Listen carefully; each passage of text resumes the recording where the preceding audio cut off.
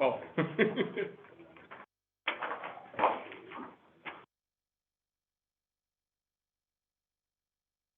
Don, can you hear us? Yep, I can hear you. Perfect, thank you. Yep, thank you.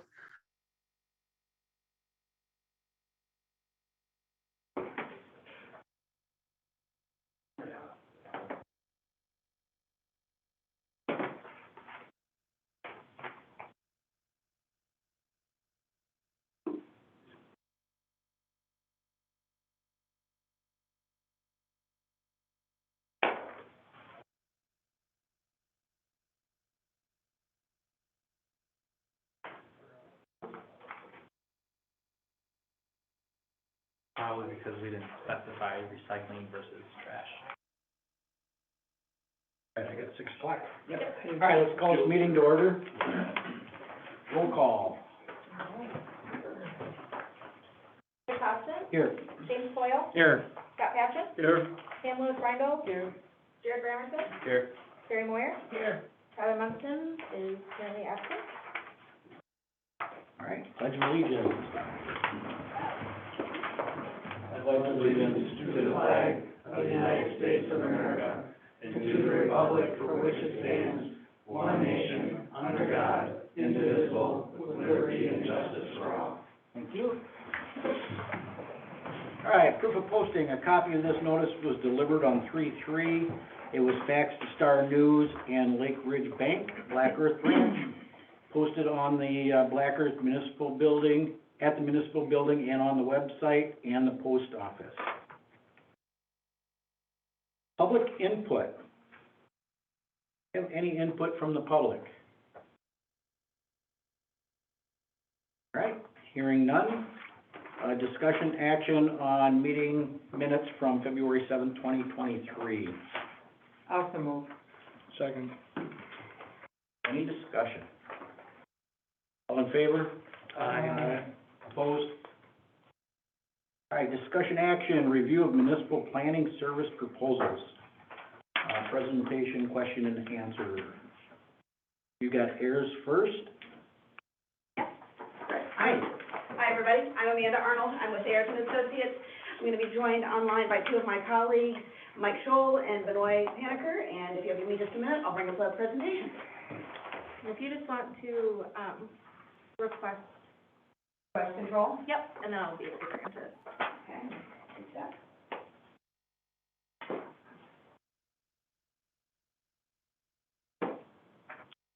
Doing the 2 things.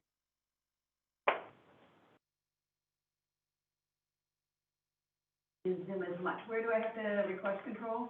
It should be in my bottom green. Oh, share screen, got it. Okay, thank you.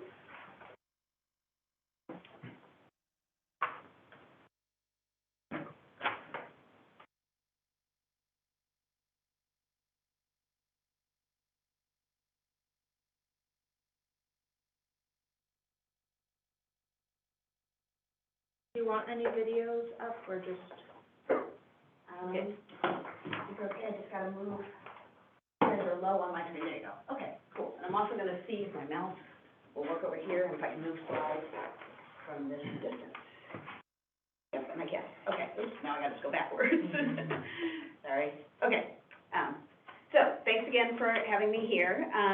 I'm with Ayers and Associates. My name's Amanda Arnold. I'm a planner there. I want to spend some time tonight going through a brief presentation with you. You know what? I'm going to have to stand from here. I think this might work a little bit better. Here we go. So I want to talk to you about our team and our company and the services that we provide, which I think match up just perfectly with the services that you're looking for, and then I'll leave time for questions from the group. And of course, interrupt me at any time too, if something comes up that's relevant. So I have a team of people. Unfortunately, we have some scheduling conflicts. One of the people I work with very frequently, his name is Chris Selesky. He's a landscape architect, and I'm an urban planner. I actually started out with a degree in landscape architecture, but I never practiced as a landscape architect.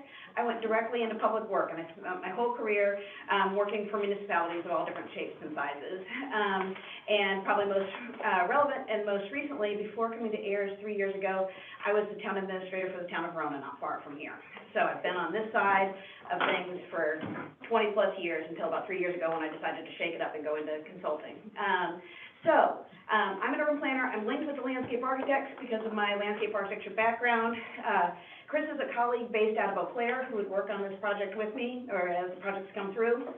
I also have my colleague Mike Scholl, and like I said, my colleague Benoit, and if we could just switch over and they could introduce themselves and talk to you a little bit about their background.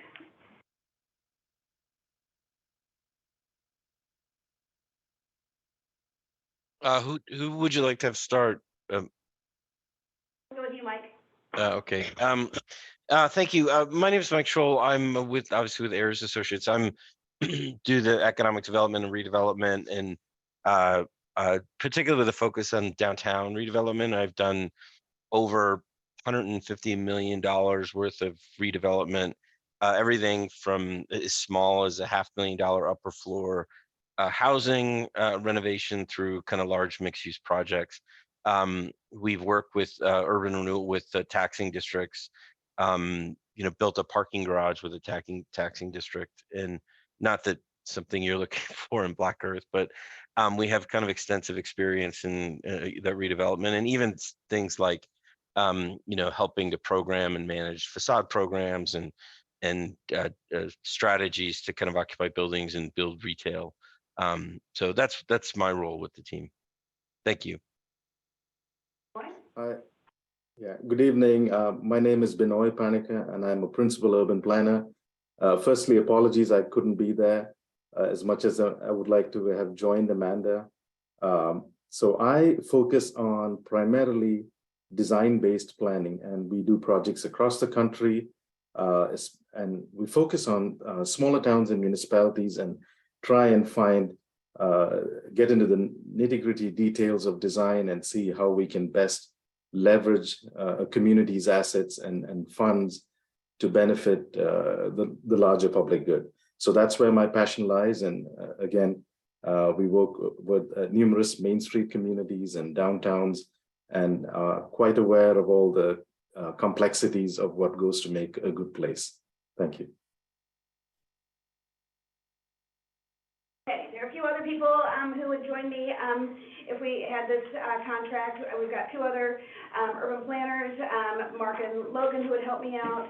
Then we have a guy named Aaron, who is a mapping genius. He does all of our GIS data related stuff. And we have lots of civil engineers at Ayers, as I will explain when I go into the next slide about the larger organization. One of my favorites, though, is Andy, because he was actually a municipal engineer up in the village of Bellevue. And so he and I work on a lot of municipal projects together. So Ayers is a company. We have over 350 employees. We started out in Eau Claire, primarily as an engineering firm, but we've grown and our business has expanded into way beyond civil engineering, all sorts of engineering, and then architecture, landscape architecture, planning, environmental science, and so we now have offices in 11 different locations, but I am right here in Madison. I live on the west side, so you kind of get the best of both worlds. You get a small team of people who are supported by a large multidisciplinary firm. I am in a section, my colleagues and I are in a section of Ayers called Development Services, and that's made up of, as I said, planners, landscape architects, economic development, environmental scientists, and then all of the supporting professions, people who help us with computer models, mapping, and actually I do some of the grants. But we do everything from comprehensive planning to zoning, parks and rec, economic development, which Mike will talk about in more detail in just a few minutes. And we also do brownfield work. So for municipal planning, that's what I did for years and years. I have done comprehensive plans. I did a boundary agreement with it when I was in Verona. I've done development review, community involvement. But I'll let Benoit talk a little bit more about all of the types of projects that he has done and our group does as a whole. Well, thank you, Amanda. Yeah, municipal planning is our forte, and we've been involved in a range of planning types, right from land use to redevelopment planning to historic preservation, and again, as I said before, finding the nitty-gritty and finding the details in solving the town's problems. So Amanda did mention that, Amanda and I work together in the city of Minneapolis, and all of our colleagues, at least the ones you've seen, we have public sector experience and know what it is to operate from the other side of the table. So, and we try and find the best solutions within the resources and within the structures of our clients. I want to just take a little bit of time, maybe a minute or so, and explain. We did a similar project down in Florida for Defuniak Springs, which is quite similar in context to Black Earth. We had a small, very cute downtown, which had disinvestments but yet the opportunities in terms of the structure and the framework of the town to improve the public realm, the spaces. And we were also, while we were doing the downtown plan, we were asked to look into the whole parks and recreation aspects for the whole town. So fundamentally, we believe in an integrated approach and try and integrate planning with economic development, with infrastructure and design, and try and solve the problems. So there was stormwater issues, bike ped issues, and the whole aspect of recreation and trails and how that improves the value of downtown and provides more access to the residents around the town to come to this amenity and in turn actually connect up to the park. So again, in Defuniak Springs, we went in and found out all these little details that really helped the plan and the community move to the next level. And then I'll pass it over to Mike. Do you want to? Actually, let me jump in with parks before we go to Mike real quick, I think. Okay, Yep. that's good. Yep. So I noticed that you guys have a nice up-to-date corp. I know Parks and Open Space is a big deal in Black Earth. As I mentioned, I'm a landscape architect originally. AIRS has done more than 20 comprehensive outdoor recreation plans across the state. We're working on about 4 of them right now.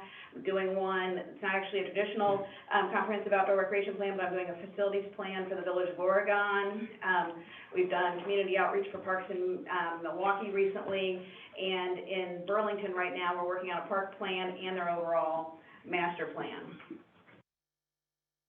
Mike, do you want to take it away for a little bit more on economic development?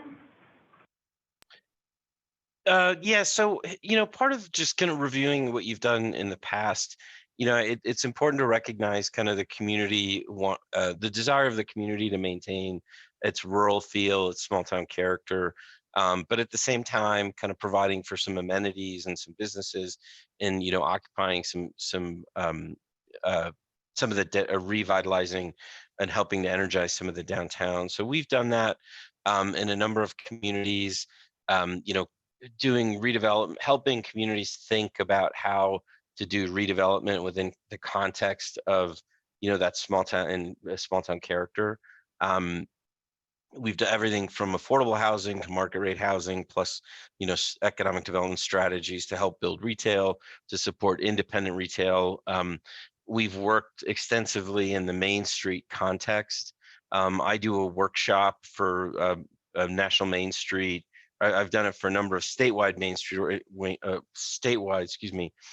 Street organizations, including the Wisconsin Main Street, on how to think like a developer, helping communities start to think about how they can reoccupy and get the most out of the real estate in their community. So I think we very well versed in how to help community, both as a practitioner and kind of assisting communities as a consultant, kind of unlock some of that potential while maintaining that core character that you really want to feel strongly about. And we've also done other I call it the fundamentals of economic development, the business recruitment, for employment purposes, things like that help to build an employment base, which I see from just looking at your survey, the economic development survey, that I think there was some interest in looking at that possibility as well. So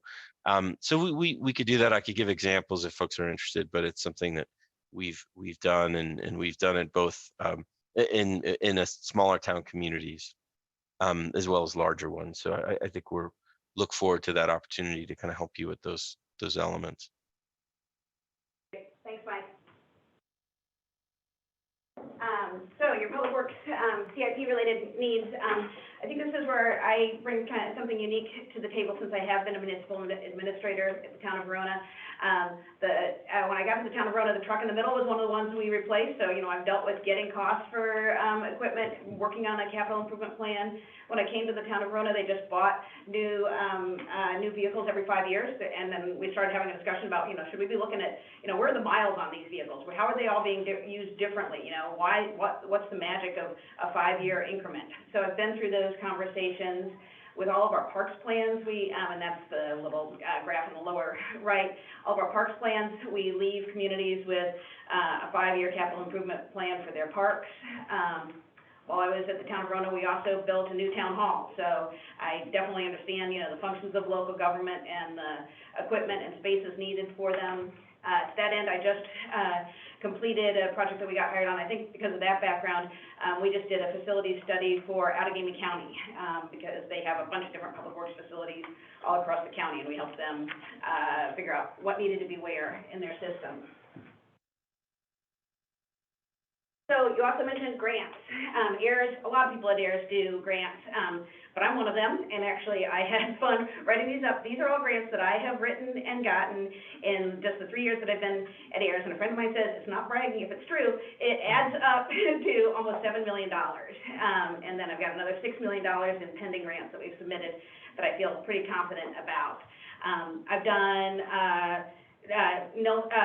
DNR grants. I saw that you had one for one of your park spaces here. You just did those applications. I'm totally familiar with those.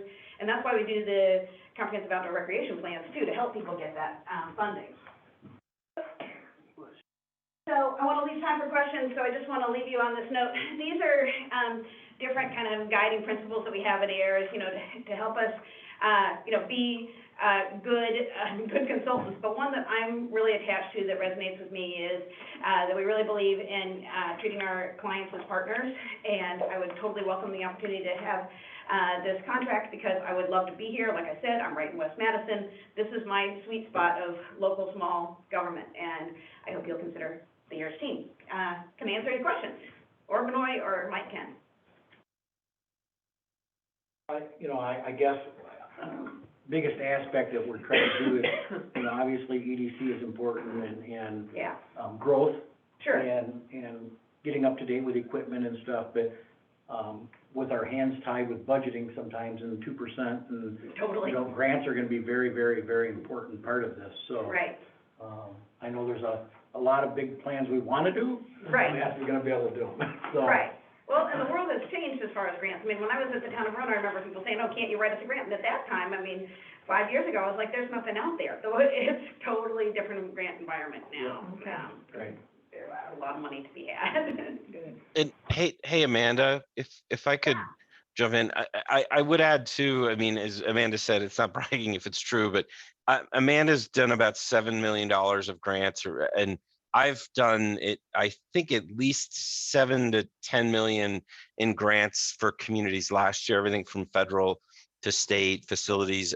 So I think we, as a team, I think it's something that we've done, we've had quite a bit of success with and at different levels and kind of different approaches. So I think that's something we really can, a strength we bring to the table. Any questions? Thank you. Great. Well, I appreciate the opportunity to be here. Thank you. I'll stick around if other questions come up. Yep. Thanks. I'm going to turn over control to All right, MSA.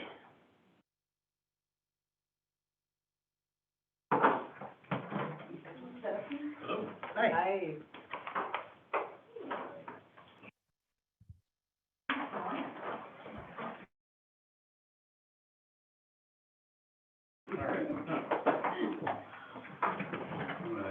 Do we have access to share a screen? Yeah. Yeah.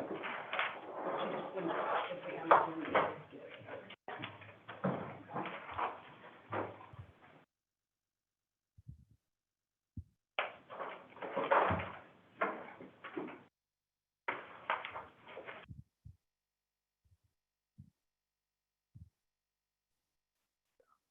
it?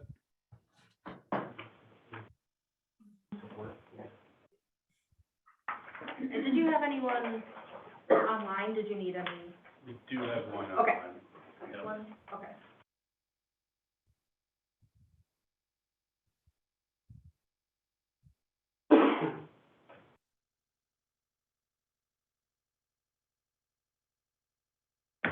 Unmute. Yeah, Jeff, just test, can you hear it? Can we hear you? I can hear you. Can you hear me? Right. Yep, thank you. All right, Trudy. All right, thank you. I'm Jason Valerius with MSA, and have with me tonight Brad Valscatter and Jeff Phelan online. I'm going to start us off and just briefly talk about our team and MSA in a general way, and then Brad's going to Jeff is going to introduce himself, and then Brad will handle the rest because Brad's really going to be your would be your primary kind of week-to-week, month-to-month main contact. I'll hand out just a quick overview, same slide that you're looking at right now, of our team.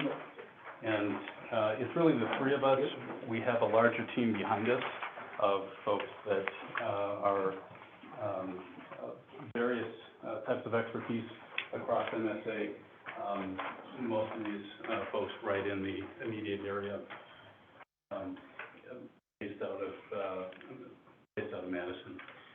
My background personally is as a both planner and urban designer. I've been with MSA for 18 years and have been involved in a pretty wide range of work. I do a lot of comprehensive planning, helping with parks planning, supporting and being involved in the grant funding that we do and that Jeff will talk about, and getting into urban design, economic development, collaborating with Jeff and others on TIF management, development agreements, also doing work on the private side as well. So some of our work is for working with developers, so we understand the process of getting projects built from both sides of the table. MSA is a multidisciplinary across the upper Midwest, and we've got about 70 people in the Madison office, but it's really the three of us that you're going to hear from tonight that are the critical folks, and on which I would say your decision should be based about whether you'd like to work with us. I'll have a bit more to say in response to questions later, but I'll hand it off first to Jeff Phelan to introduce himself. Hello, everyone. I'm Jeff Thielen. I've been with MSA for 15 years. I have worked extensively with the Community Development Block Grant Program, the Wisconsin DNR Stewardship Program, Wisconsin Economic Development Corporation, CDI program. I've obtained over 30 million in grants in this 15 years.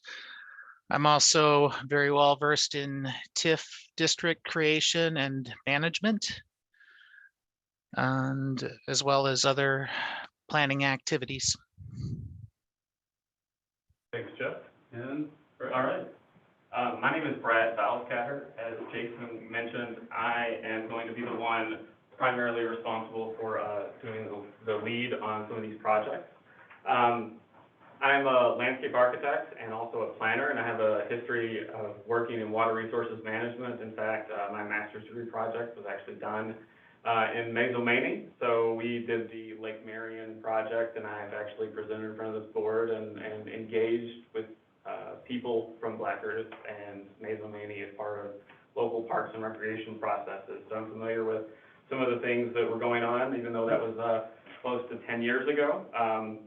I've been working in local government and doing grad school work at university ever since.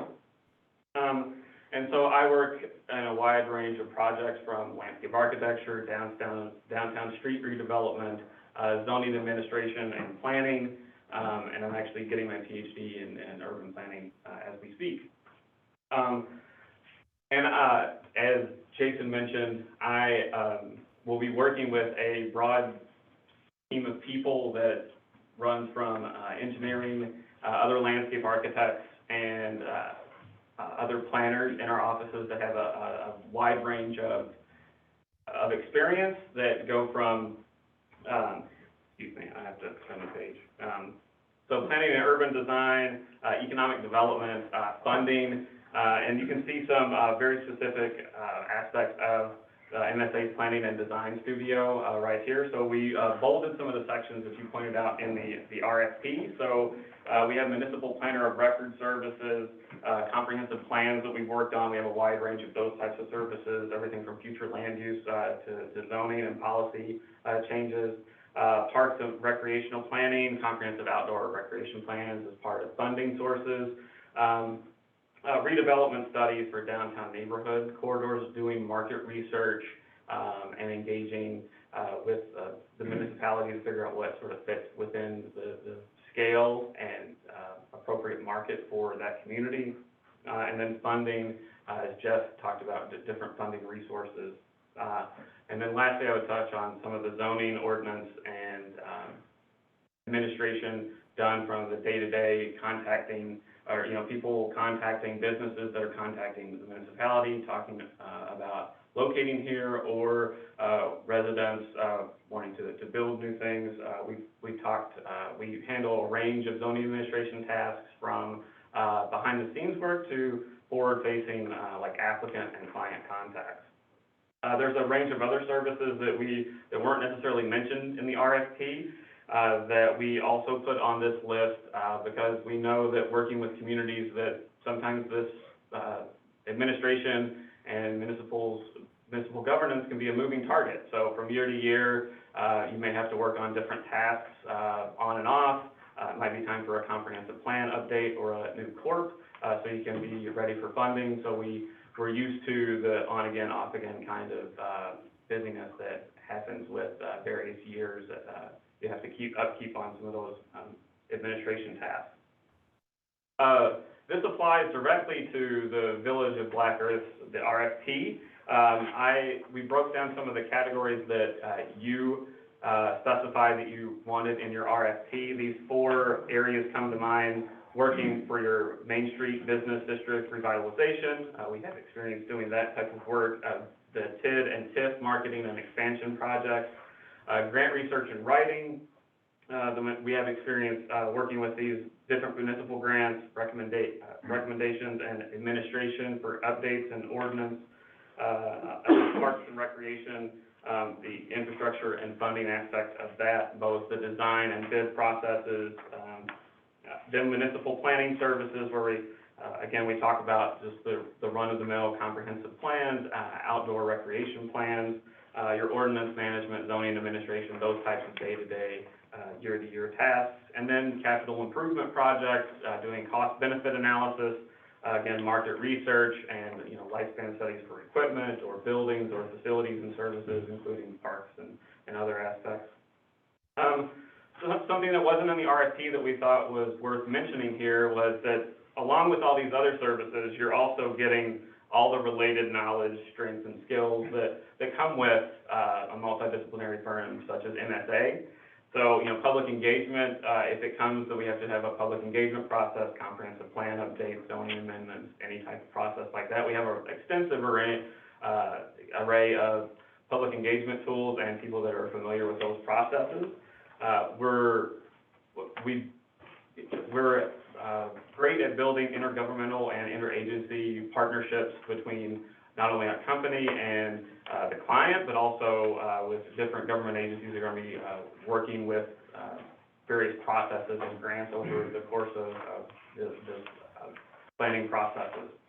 So that ranges from like DNR and CARPC, or the state DOT, or any other type of intergovernmental relationship or non-government organizations. I remember working with Trouts Unlimited to help improve the Black Earth Creek, and I know that there's some active non-governmental organizations that could be leaned upon for some match or in-kind funding resources. I actually have a history of volunteer organization and helping out with like the Wolf Run Conservancy and doing other projects in this locality, and helping out with knowing that grants have matching services. So those are aspects of the project that the details really matter when it comes to preparing some of these aspects. And then the trust and transparency, I will be working with you. We're doing staff reports, communicating with you on a day-to-day basis sometimes in terms of figuring out what your needs are, and which person's gonna be working on what aspect of the project. I'll be communicating with the team members, kind of facilitating the direct contact between you and facilitating getting the job done. But we're always communicating how many hours or how much effort something will be typically beforehand, and getting your approval for different processes and working out budgets and things with you, and how we're just used to working at a very above board level with that kind of trust and transparency. And then I mentioned the team depth. We have a wide range of services from funding experts to, urban planners and designers, policy experts.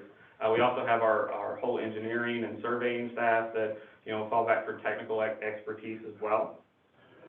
And I'll end on a slide that was on the back side of this handout that we gave you about the MSA Advantage. And on top of that fifth aspect that we added to your 4 items, we are experienced in doing this kind of on-call, on-demand, and really client molded work in terms of we are willing to fit whatever needs that you need come up in this kind of time frame that you need advice on. And we have experience working directly with different government organizations, Dane County, CARPC, the DNR, different non-governmental organizations throughout the region. We, at the heart of this, the bread and butter of planning, we're really comprehensive planning, community housing, and outdoor recreation specialists. That's what our team is focused on, but we have many branches of that, and people sort of dive into different aspects of planning from that sort of core area of focus. And then just talking about our full service funding team, which Jeff is a part of, we've gotten over $625 million, and that's on an ongoing basis. We're about to have an update of that, I think, in the next few months. But so far, our running total for these communities that we've worked is $625 million. I'll leave off with that, and I just hope that we look forward to answering your questions and hopefully working with you in the future to provide these planning services. So with that, I'll turn it back over to Jeff, Jason, and myself to kind of answer any of the questions you might have. Any questions? None? Okay, thank you. If I could point out, you had asked a funding question. You can only do what you have money to do. Yeah. And part of the answer is certainly grants. And there are, it's a short list, but there are programs with money out there. The other thing that you do have is TIF. And Jeff so what you're seeing there is a little too small to really make out, but Jeff dropped into one of his tools, your recent TID reports to the Department of Revenue to kind of show how your TIDs are performing just at a glance. And it kind of looks like it's maybe generalized appreciation as opposed to major projects, but both of them have ticked up in the past few years. So it's not big money yet, but there's some money to work with. I think sometimes TIF is thought of as like a big project funding source, but it also can be used for planning, and most TIDs are set up that way. And so both for the planning and for the implementation, the TID is an important resource that you have available to you. I'd also like to add quickly that we don't only look for the public funding, we also look for private funding as well. We have an account with Candid, which has a large list of private and nonprofit funding as well. So we look all over for every bit of funding we can find. Thank you to the board. Thank you. Thank you. All right. Next is redevelopment resources.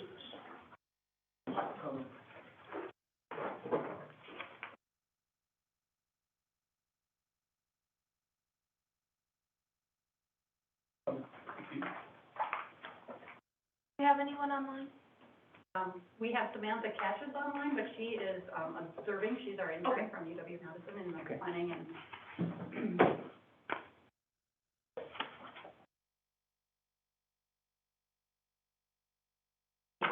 Okay. Good evening. I'm Kristen Fish-Peterson with Redevelopment Resources. and I'm gonna let Dana kick us off first. Hi, I'm Dana Sarver. I'm a certified economic developer, and I got my master's degree from the School of Landscape Architecture and Urban Planning. I'm so proud of myself right now because it changed it since I graduated. And I have worked with the city of Verona, and prior to that with the city of Janesville before having an awesome opportunity to join Redevelopment Resources about 2 years ago.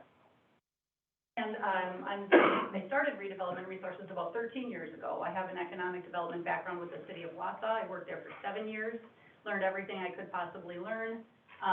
But before we get on to the rest about us, we wanted to show you that we are including you on our team, each one of you, elected officials and staff members, because we believe it's a team effort for all of us to work together. So primarily, Dana will be the face of Redevelopment Resources in the community, and I will support Dana as much as I can and whenever needed on a variety of things, but we want to work with you. So in our proposal, you've seen some of the things that we highlight as our key skill sets. With my background in economic development, I'm also a commercial realtor in the state of Wisconsin, a licensed broker. So I've done real estate deals.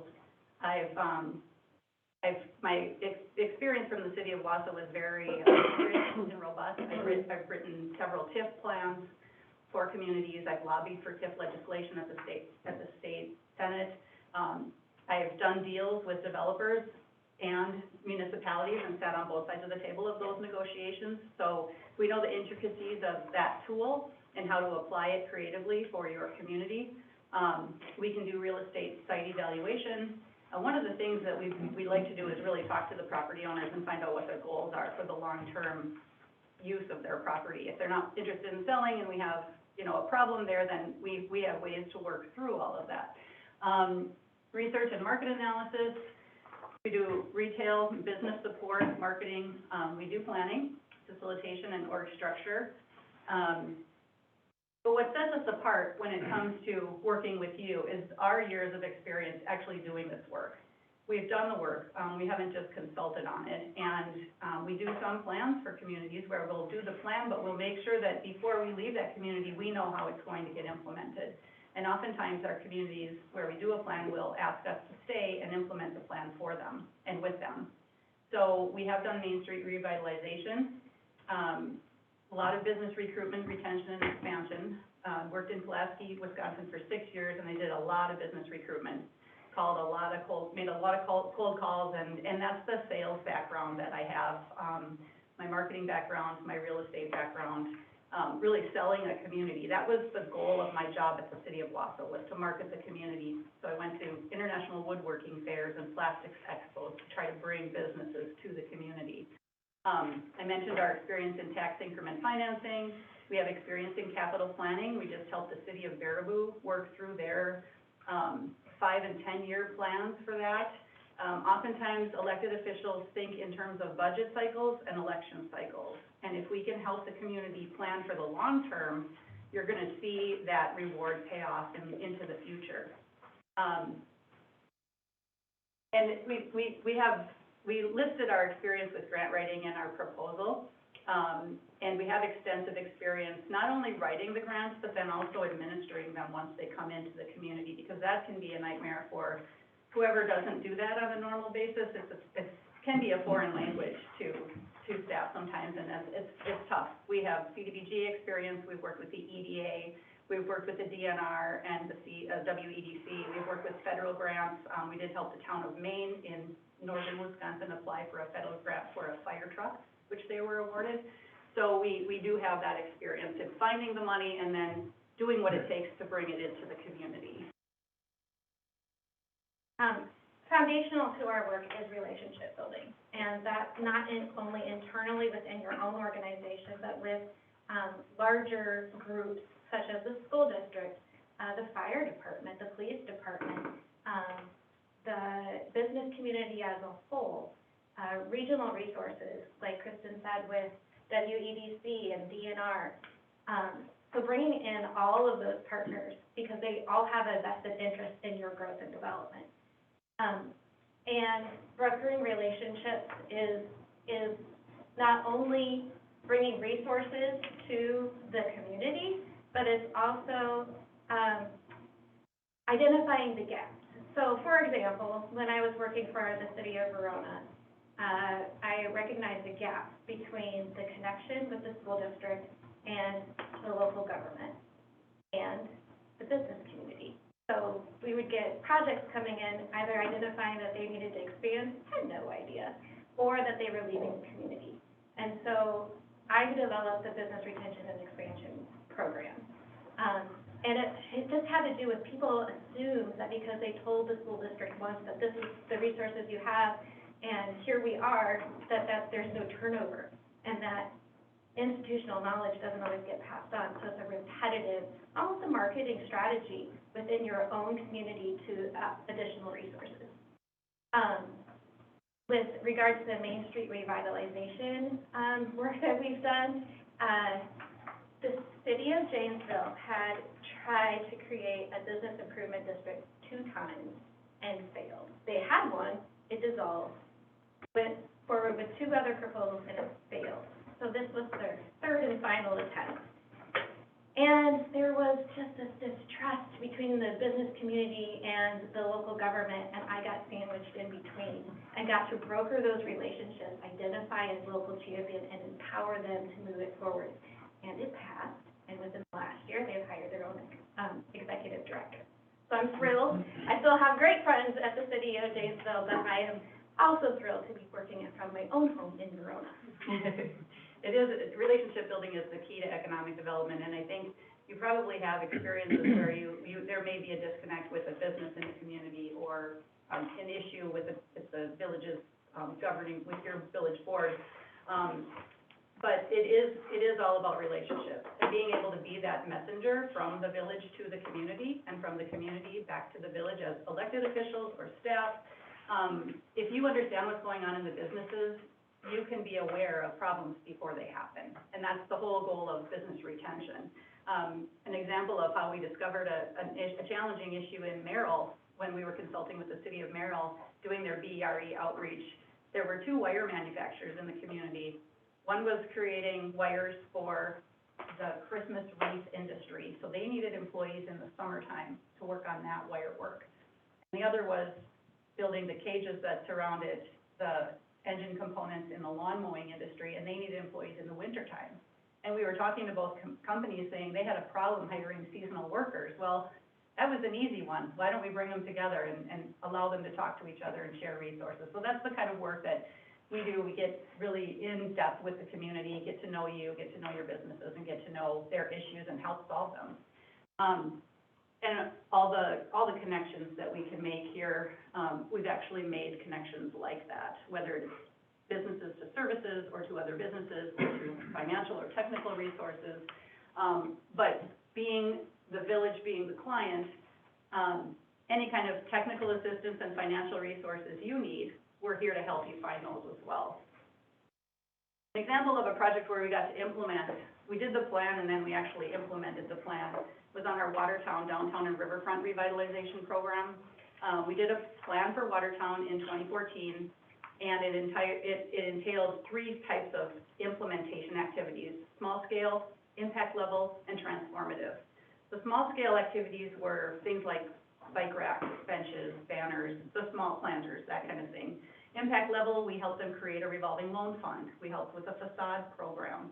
We did some really impactful work, but the transformative project was taking this block of buildings that you see on the photo. We considered it to be blighted, and we helped the community, and they actually hired me to help implement this plan. We bought those 6 buildings, we relocated all of the building owners and the residential tenants and the business owners that were leasing from property owners. We had the buildings demolished, we remediated the soil with grants from the DNR and WEDC, and we had Studio GWA come in and design that world-class town square, which is a drawing in the bottom picture, but it is actually 90% complete right now, and we were with the community for 7 years through that process. So we took the slack on Facebook. We had all the nasty comments come at us for stealing these people's businesses, which we didn't. They were all paid very fairly, but the community rallied behind it once they saw that the city was serious. And it was the vision of the mayor and his leadership to say, we really want to transform our downtown. But what that's done for the community has been exponential in terms of property tax base, new businesses coming to town, other blighted buildings getting transformed. And so we know how to go through the trenches with this, find funding. We came up with local funding, private funding, other sources of grant funding. We use TIF. And then to the left on the picture of the block of buildings, there's a surface parking lot, a city-owned surface parking lot on the river. And we all know that city-owned surface parking lots on the river are the absolute best use of public property, aren't they? So we recruited market rate multifamily development there for about $13 million. So any of the tax base that we tore down in that block of buildings has been exponentially replaced with that building that will bring over 150 new residents downtown to Watertown. So just wanted to give you an example of the fact that we've actually done this work, and we love it. We say we're geeky passionate about it because we really enjoy it, and we love to work with you here in Black Earth. Thank you. Anybody got any questions?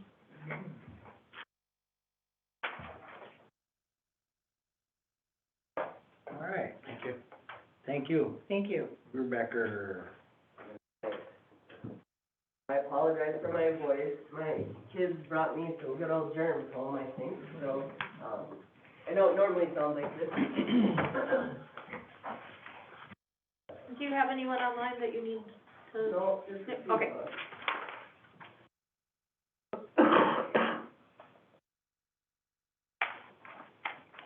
I mean, let's be honest, you've got the cream of the crop of planners, economic developers here. If this was the all-star game, all of us would be here. And your only choice is to decide who's the MVP. So I hope it's because you saved the best for last, but I do realize it's because it was in alphabetical order. So I guess for once, I'm glad we're a V. But tell you a little bit about us, I'll specifically start with myself. I mean, you're gonna hear the same thing, right? The fourth time over, if I'm being really honest. So I'm gonna tell you a little bit more about me. I think I'll add a little more color to the presentation. But my name is Melissa Hunt. I'm a certified economic developer, economic development finance professional. I'd love to say it's different letters than anybody else here, but pretty darn similar. I started out my career as a downtown manager, worked at the Chamber of Commerce, and then I like to joke that I slowly worked my way up. I love sports analogies, if you can't tell already, and I hit for the cycle in local government. So I worked in the town, the village, the city, the county, and then the last 8 years before joining Bierbecker, I worked at the Wisconsin Economic Development Corporation as a regional economic development director. I actually served this region for 4 years. Spent a lot of time out here in 2018 between Cross Plains, here in Black Earth, and Mayville. And so I'm very familiar with all the different programs. I'm totally familiar with economic development and all the different opportunities that kind of come about at every level. And like Kristen said, I'm a big nerd. Matt and I joke all the time that we fight over who's the biggest geek in the office, because planning, community economic development, data is exciting to us. My kids probably enjoy now going through downtowns and business parks when we go on vacation. But that's the stuff that I'm into, and I make sure I share that passion with them. So just a little bit about me, and then I'll tell a little bit more about the company. But first, Matt's going to introduce himself. Evening, everyone. I'm Matt Miller. I'm part of Melissa's team, and out of Bierbecker Madison office. I'm Congress for New Urbanism accredited, working towards my AICP, American Institute kind of certification, similar to some other members of our. I've had a similar pathway in that I've been in government, and then joining the Bierbecker team, going to the private side. I was with Wisconsin DOT as traffic forecaster for a couple of years. In addition, I worked for the Regional Planning Council in Oxford, Illinois, originally in Aurora, Illinois.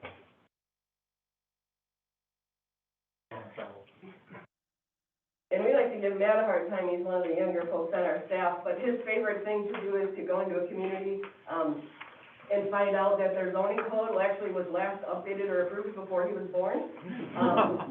Probably one of his favorite things that we're in a meeting and he starts talking and I'm like, yeah, be honest with them. This is like, they haven't built a new house or approved zoning That's changed since before you were born, and, we joke about that. A little bit more about the Beer Victor team. We're focused on being a Wisconsin-based company. We're continuing to grow. We have about, almost 80 team members now. And we were started out as an architecture and engineering firm, had a few staff that dabbled in funding, and really found that that was our niche, was we got more engineering and more planning if we could find more funding for our clients. So we continued to grow. We all argue if we say engineering or planning first, depends on if you ask an engineer or you ask the planner. But our focus really is on securing that funding for our clients. So we have a handful of team members, specifically on our planning and economic development team. There's about 10 of us. I'm the manager of that group, but we really all function as equals, and we're truly subject matter experts in a handful of things. You have a lot of the resumes in the packet, so I'm not going to go through all that in detail, but quickly talking about kind of some of our special areas. Recently, and going into April and Arbor Day coming up, we have a licensed arborist on staff who helps with different things when you're talking about parks, and recently we found out trees have to come down, replanting. Just a neat topic, we have a volunteer firefighter who's on our team who also specializes in assisting in finding funding for fire departments. We recently added a past sheriff who's also a real estate agent who also is on a town board. Many of our staff actually participates in town and village boards, planning commissions and activities in their personal life. Those are the communities we don't work in then, but they volunteer on their personal life doing some of those activities as well. And then your standard planning, community, economic development, but our focus really is on finding those subject matter experts in different areas that hit different communities.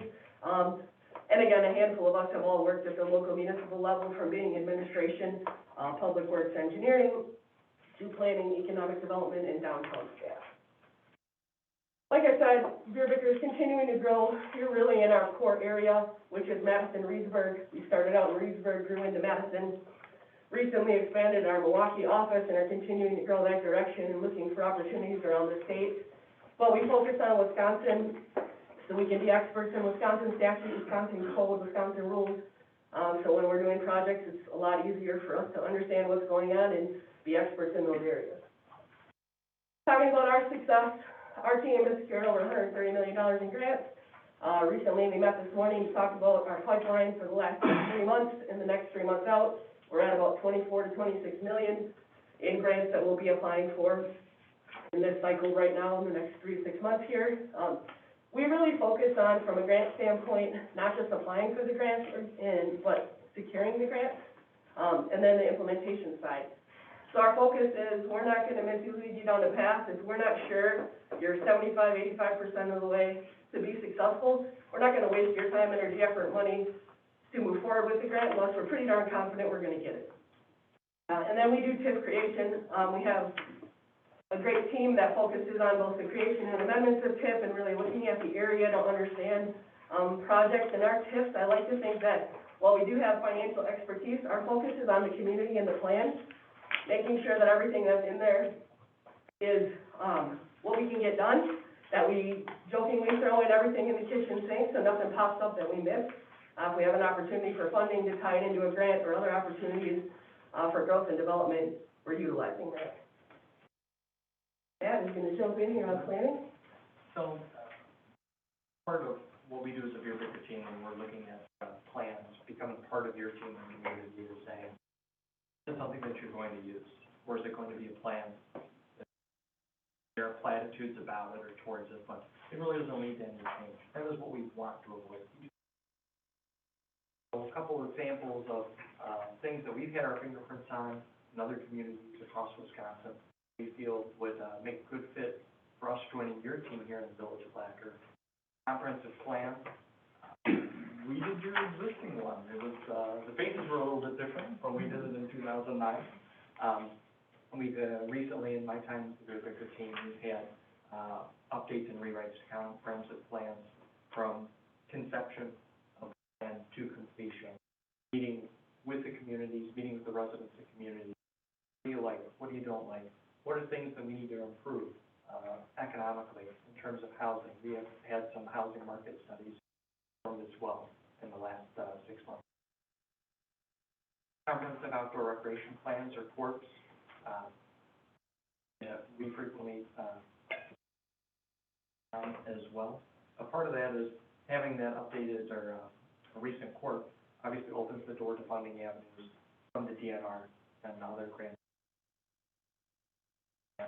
And we have a couple of communities who, talking with them, they reached out, and we're already working with them on other projects saying, hey, we recently annexed land north of the village.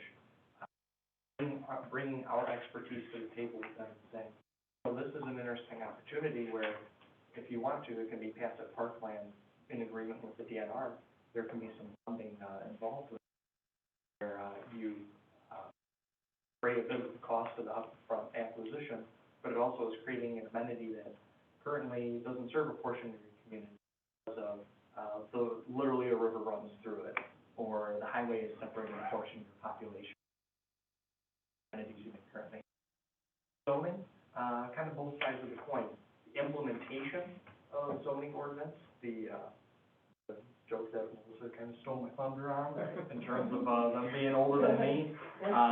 But it's true, and so much has changed. Just thinking so many things, technology, et cetera. What's changed the last 3 years, 5 years, and 30 years? So we update zoning ordinances in communities. We also render our assistance. We come with a team in some communities as well to assist them with their zoning and permitting process. In addition, a note on accredited staff. In our bios, we ran through a couple things that we're accredited in or we're working toward accreditation on. One of our coworkers, Mark Stewart, who is not present with us tonight, is accredited AICP, and I'm on my way to having that accreditation, sitting for the exam at the end of this term. I listed a handful of the other staff. I mean, our focus is making sure that we have the expert on whatever topic or item. While we'd be your primary staff working for you and with you, the intention is that we bring in the right people who have the best experience and opportunity to make you more successful. Diving a little bit into economic development, you know, you've got a lot of opportunity and a handful of challenges, just like every other community. So when I think about some of the stuff that's going on here, specifically tying to the downtown and Main Street, I currently teach Economic Development 101. I'm one of the many people in this room who's taught that for the state, and for the Wisconsin Economic Development Association. And one of the biggest things we talk to the community about is what's your point of differentiation. And one of the things I can tell you, at least in my mind, because I spend time here, is the Children's Museum. Not a lot of people can say that. Not a lot of communities can say that. And then moreover, that downtown and Main Street is the heart of your community. People drive through. I mean, I'm not gonna lie, I spend a lot of money out the shoebox too, so it's probably spend more money there than at the museum, but, you know, there's a handful of things here that when we talk about what does it mean to develop your community, what does economic development mean, you have a gem. I will say it's a bummer that Mackerbacker is closed and that no one's in that building yet. But when you think of the development opportunities and challenges that you have something that a lot of other people don't have. So one of the things is talk about marketing and development, build on the things that you do have, because a lot of other communities can't say that. I mean, when we close our eyes and describe a Wisconsin community, we got a bar, we got a church, we got a school. I mean, we got some really nice parks. We can all say the same thing, and not everybody can dive into those specific points of differentiation. And that's one of the big things we hit on, is when you're doing your planning, setting your goals, and prioritizing those, take advantage of what you have that's different, better, cooler, more awesome than some others. So when I think about that, you have a ton of opportunity. You obviously have the TIFs, 3 and 5, both rehab conservation, have a handful of years left. Obviously, you're in the negative a little bit based on some of the numbers, but there's a lot of opportunity for growth. You know, the school site is going to be back on the tax rolls, is already, I guess, January 1st. So huge opportunity for that to come back on the tax rolls and add value right away. If you think about opportunities, I know right now there's not any big plans that I'm aware of, but a lot of opportunities. You think about those things happening throughout the community. You're, you know, within that 30 minutes, 40 minutes of epic. So I joke in that epic effect. A lot of what we do on the other side is multifamily development. You're in that area, you're in that zone. We've already seen the 1,000 new units that have come out from the west side of Madison out through Mazo in the last 5 years. Your prime opportunity to continue to develop be in the right place to make things happen. So I think you have so much potential. We'd love to be part of that opportunity, especially on the economic development side. I get excited just thinking about it. Talk faster as I go. The other thing that I'd say is, you talk about the funding, the capital improvement planning, being staff in other communities, we've done this before. It is so important to have a good relationship with your clerk, with Public Works, with the village engineer. Luckily enough, we have a great relationship with Town and Country. Actually, these guys are probably sick of seeing me and hearing me for the last 2 weeks because we've been at night meetings quite often together. But as we think about the opportunities that are out there, I'd say a couple of the big things that are really important in your capital improvement planning is making sure you understand your goals and priorities. You're really understanding where things can go. We all know resources are finite, and there's a lot of opportunity, but you got to tap into those. Some of the small things, even just looking at your corp, tying to some of those funding, what's the highest, best use priorities that you could do, and then tying that in, because there's a lot of other places that your dollars have to be spent. So we firmly believe as you're building those, we attend budget meetings, we offer up 6 to 10 hours at no charge to you a year to our clients to ensure that we're part of those budget opportunities and talks, because there are things that are more important to Public Works, the engineer. Obviously, you can have a million businesses on Main Street, but if your road isn't nice, if you don't have sewer and water for some of your houses, there's a lot of things that are a fine balance to making economic development work, and it really is that whole picture. So we're firm believers in making sure we're engaged and partnering with you on that CIP going into the budgeting process. And I'm going to hit on a few more things, but Matt's going to quickly hit on grant writing as well. A big part in terms of pursuing the funding opportunities and receiving those opportunities and improving the community is it's not just how our team becomes part of your team. Also, what are the relationships, what are the resources that we all have, the web of social influences, people. And we're very proud as a Beer Baker team to say we have good friends, we have good colleagues, folks that we know at the DNR, at the DOT, where when we see a project, maybe or perhaps a concept plan we're putting together, we can pick up the phone and say, hey, there's something, there's this plan going in place, want a quick question about partners with you, and we get that quick and efficient feedback. Know that there's an important relationship. It's also just given the breadth of our team, so many folks from different backgrounds, what they specialize in. In terms of having that breadth, it's also seeing where there might be certain opportunities, horizons, sometimes I bike commute, so on occasion, don't visit the AARP website. They have some pretty cool grants. They have some pretty cool things on transportation, healthcare, et cetera. Having that breadth as a Beer Baker team, having those eyes on so many different things, allows us to say, Village of Black Earth, there was something one of the folks at one of the meetings talked about, or there was a concern. How can we then leverage our experience, the web of people and experiences we know, into practice and say, hey, there's a funding opportunity there. And as Melissa referenced earlier, we think it's a good fit, there's a good shot, let's go after it. As a joke, at the AARP, I am a member, so I don't know if you all know, but anybody can join. It's $16 a year. The discounts you get on hotels and the funding opportunities personally are just as good as the ones we have at the municipal level. And just diving into that, grant experts, as Matt mentioned, that really is our focus. We're super involved and engaged in many activities and organizations. I'm currently the Vice President of the Wisconsin Economic Development Association. I'm on the Wisconsin Downtown Action Council Board. We engage in municipal clerks, the League of Wisconsin Municipalities. We have a handful of other partnerships with those entities and organizations so that when we're partnering and diving into and learning new things for ourselves, we can bring that back to you or even represent you at some of those activities and sessions. And then furthermore, kind of rolling out, going into some of our season of budgeting and planning every year in June and July, we roll out our public funding bulletin for all of our clients.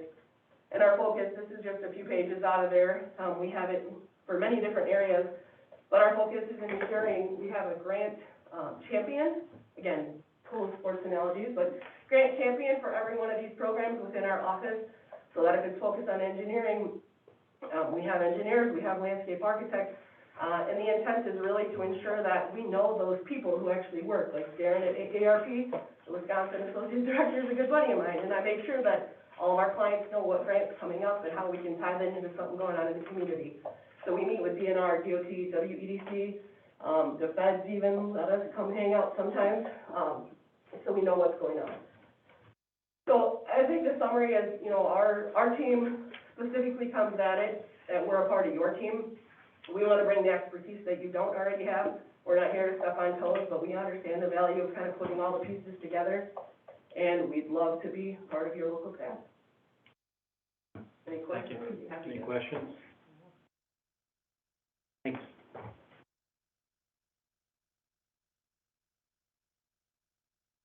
All right, so we don't have any action to take on this yet, right? Yeah, unless anyone has Huh? any other questions? Yeah, Yep, more of a question and digest answer. it. Have you done anything as far as spreadsheet of cost analysis? Can we do that? I'd like to do something here pretty soon. Yeah, I was looking at it, they all look pretty relative. Yeah. They were pretty, you know, same, Yeah, all the way across the board. let's do that, let's do a cost analysis, and then we'll have an appointment for the next meeting, or before, if you want. Following up with you all, thanks so much for And coming. then, Thank you. Thank you. Appreciate it. Thank you. We're gonna find money sources for that too then, right? I mean, to pay them, we have, because it's not really budgeted. Right, no, right, it has to be part of our, what we're doing, so, Okay. which is probably well spent, so. Right, oh, I agree. There's some from EDC that we put in the budget, but we can. Yeah, but not, probably not. All right, Thank you so much. thank you. Thank you all. Thank you. Discussion, action on contracting engineering services for, water master plan. Good evening, everyone. I got a handout here. See, there's potentially some new faces, or it's been a long time since the faces have seen me, so just to refresh everyone's memory. Where are you? Yeah, I'm, Nick with Town and Country Engineering, and in the audience, we have Brian over there as well. So, for this is the water study. As you can see on the top, the date goes all the way back to the August time frame. That's the time frame last summer that we actually met with, Matt disappeared. Met with Matt last year just to go and look at well number one, since there's some concerns, just aging of the infrastructure, and there's some easily... Is that this one here, park? Yep, the one right by the park. That was looked at, and once we sat down and discussed it, there's definitely some aging infrastructure, and we thought the best use of everything would be a water study, because there's never been one done in black earth. So this water study, as you can see, was dated back in August, I mentioned, but the price hasn't changed either. With inflation and everything, so we kept the exact same price, but that's when we gave the original quote. This water study goes through and determines what the current needs of the facility, and also look at future needs of the facility for developers coming in the area, looking at your current wells, the cost to upgrade them, or does it pay to stick any cost into well number one due to the need in the village of Black Earth itself for the water need. So we look at the current and future needs of the system. We identify the best areas as well, look at identification of the best areas for future development to determine those needs for the water, because there's going to be, with the water system, there's certain pressure zones where a water tower or your existing water tank can only feed those certain pressure zones, where anything outside of that would require additional infrastructure needed. They're called a booster station potentially, or pressure reducer system. So we look at the system as a whole, and we analyze it, and then we come up with additional cost estimates that are needed for well number one or well number two to show you what the costs are needed to get up to DNR standard, go through those additional concerns, or address the additional concerns of what needs to be addressed from a construction standpoint. And then once it's all done and finalized, we send the information to the DNR if necessary. So I think one of the important things is this tells us what we can do in the future without doing anything or just doing what we need to with our existing wells. Yep. And it also, if things aren't where they should be, does it put us in lines for DNR grants and stuff to help? It definitely does. It gives you a better handle on your current infrastructure and look at it from the future too, as I've been, or both of us have been part of the Public Works Committee for going to those monthly and discussing them, but it sets you up for a block grant we've talked about a little bit for the village perspective, but before submitting those grants, it's better to get a handle of your current system to see if you're going in the wrong direction or obviously throwing good money after bad. Talk about pulling the well anyways, or it's due, but we wanna wait till after we do the study to see Yep. if it's really valuable or not, right? So. Yeah, because, your wells, ideally, DNR recommendation, pulling the wells every 10 years, once to get a good look at them and so forth. Got anything, Matt? Oh, just hoping that it gets passed. Well, Basically, yeah, we're just looking to see where we rate as far as a grade level of, hey, are we sitting good, or we really need some infrastructure updates and stuff like that, and if we Brought wanna this up at grow. their meeting, right? Yep, What they yep. recommended for it? We recommend. Yes, recommend. Okay, so obviously, it can probably be taken out of some of the funding that we're gonna transfer here pretty soon, right? For our projects. Could be ARPA? Yep. Okay. I'd like to make a motion, we go ahead and create the, water system master plan for $12,500. Second. Any more discussion? No. All in favor? Aye. I have Opposed? one question. Oh, sorry. Go ahead. I have one question. When's the last time one was done? Black Earth, not since we. Prior to 1981. Yeah. First up. It's valuable. And you mentioned wanting to do this before we pull a well. I would say, I mean, I don't think that we should wait to do this. I mean, No, we do this now. okay, right away, We're waiting to yeah. pull the well till this is done. Yes, okay. That was the, And then if there is a chance for some grant funding and stuff like that, that well being rehabbed could be possible. Got it, I see, Yeah. I see. Sorry. I see the reason. This is Yeah. the first step. Okay, Yeah, 'cause that, only if it goes through the grant process. yeah, After that, we. got it. all right, discussion action, contracting engineering services to create plans for future utility and street improvement projects. So, we talked about this, Public Works Committee as well. So this one is setting up for more grant money and so forth, and just looking at it, from the perspective of all the not additional, but the streets that need to be reconstructed per our discussions with Matt, the highest priority streets and utilities throughout the village. So in the packet, Danny does have the CIP that Town and Country put together for us, cost of where these street projects are at right now. And unfortunately, when the last time it was done was 2019, things have gone up 33%. So we were at roughly 3 million, now we're at 4.1 million for all of these projects. Yeah, and that's with inflation, especially high inflation the last 2 years, you could say. So this top paragraph summarizes, right now, putting money, or submitting the application to the DNR. So we, talking with staff, put your name in the hat back in October 31st, for potential work in 2024. No cost, you're not committed to anything, it's just saying like, hey, we might be interested in a street project in a couple years. We put in for Park Street, South Street, Ray Street, Hillside Road, Webb Street, East Street, another portion of South Street, and Horseshoe Circle. As you can see, they're not the full streets, there's blocks here and there.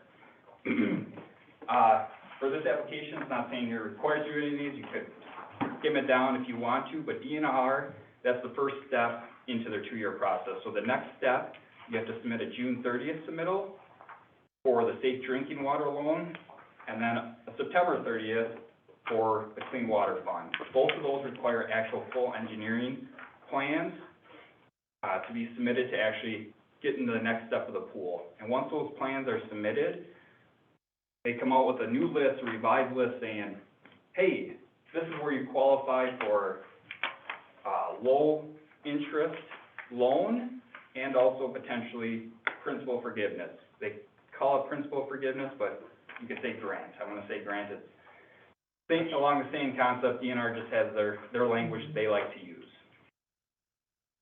So this gets these streets and everything completed, designed, and ready to go out to bid if you want to, if you rank high enough, or if you decide not to, we'll put your name in the hat again this October 31st. And then from here on out, these plans are done, and next year we'll submit them at no cost. So for some of you who may remember, this is what we did for Center Street.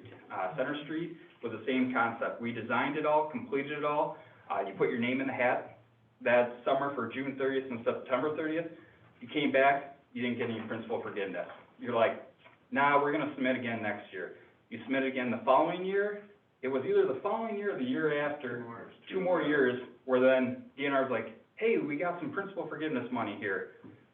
And the Black Earth at the time, like, let's move on it. We got a grant, and we're getting a low interest rate loan, so then you actually took that step forward and moved along with it, and the plan's already done, so then you're just going out to bid and doing the construction management. So this cost is not to exceed. We only bill out for the work that we complete, and then also, for some reason, if you don't rank high as well, and you just want to keep submitting every year, or if you want to peel off one street, you can we'll easily peel off one street, and you can do a small project like you did just recently with Cleary and Maple that we worked with you, from that end. But as we're seeing and hearing, there is a lot more money being pushed through BIL. That's the bipartisan infrastructure law. So we're seeing a lot more money being pushed through, and this is one of the avenues that money's being pushed through. So it does indicate that you have a potential higher, but I'm not gonna make any promises from the DNR's end that there's potential you might get some principal forgiveness.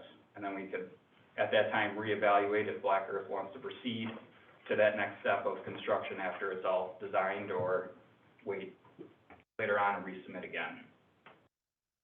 So Park Street to Mills, isn't that in front of the well house? Yep, so the reason that one was brought into play was just because from Center Street to the well house, it's 6-inch water main. We've had a few breaks on it, and that was at the time, we're looking at just doing that stretch of water main because of the breaks, and then Town and Country came in, and that's kind of threw the red flags, like, this well is to get. So why do we still have it as what, top priority? These aren't necessarily listed as top. Oh, okay. But, so that would be one, at this time, yes, like Nick So was saying, we could pull that one off the roster and then do that water main if and when that well would be either totally rehabbed. You'd have to do something with the road if we had to do anything with well house, right? Yeah, possibly, I mean, The timing of these is gonna be sort of in parallel, to Todd's question. Except the road. That water evaluation effort, that's probably gonna be a 8 to 10 week. This summer, you'll know what you wanna do. You won't need to decide, want to do 1, 3, and 6, or 1, 2, 3, 4, 5, and 6, until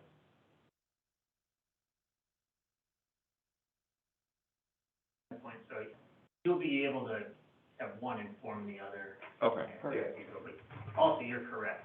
You probably wouldn't wanna do it. Well, it just doesn't make sense if we had to rip it apart again. Yeah. if correct, you're yep, gonna yep. throw And one on it. we don't even know if that well would stay at Veterans Park, or maybe it would be the fact of, okay, now we're gonna put a well somewhere else because we put bigger pumps. Capacity, stuff like that, you know, these might not get the same capacity out of this location. So, yeah, these aren't necessarily listed as best to worst type thing, or worst to best, it's just kind of they're on there, and we can pick, if we decide to, whatever we wanna do. Are all these water sewer? Every single one of these? Yeah. Park Street is, Park Street's the only one that doesn't have the sewer listed on it, just because Okay. there isn't any. But yeah, else, everything else does have water sewer. There's There's very, one in our packet that kind of shows. yeah, there's a. Oh, is there another? oh, I'm sorry, In the- I thought you had, so in the packet that Danny provided, I'm sorry. Oh, okay. Yeah, that's- But, yeah, most of the streets in town have water sewer. Okay. When we did Cleary Maple, there was not any water main on that. Yeah. That was kind of fed off of, Mill Street or Highway 78, so there was just a fire hydrant that was replaced. But there was some sewer repairs, and then Maple had a sewer that was replaced on that whole line. Okay. Do you have an order of which ones you think are most necessary? So Hillside Road, road surface is really really getting to a point where we either need to do a chip seal on it to get another couple more years, but it's kind of at that point of, we've had a lot of complaints up there as far as. We've done that, we've chip sealed that before. Yeah, we've got a lot Couple of those that we've done a few times, but Hillside is at the point where we've had residents calling saying, hey, where are we gonna get curb and gutter? We've got issues with stormwater drainage, stuff like that up there. 2018, I think there was some ditch work down there, but There was some ditch still work. kind of getting some phone calls on it, Okay. you know, people kind of wondering. But Hillside was already in your number one priority list anyway, Yep. so. Ray Street by the shack has had a lot of main breaks on it, same with, East Street.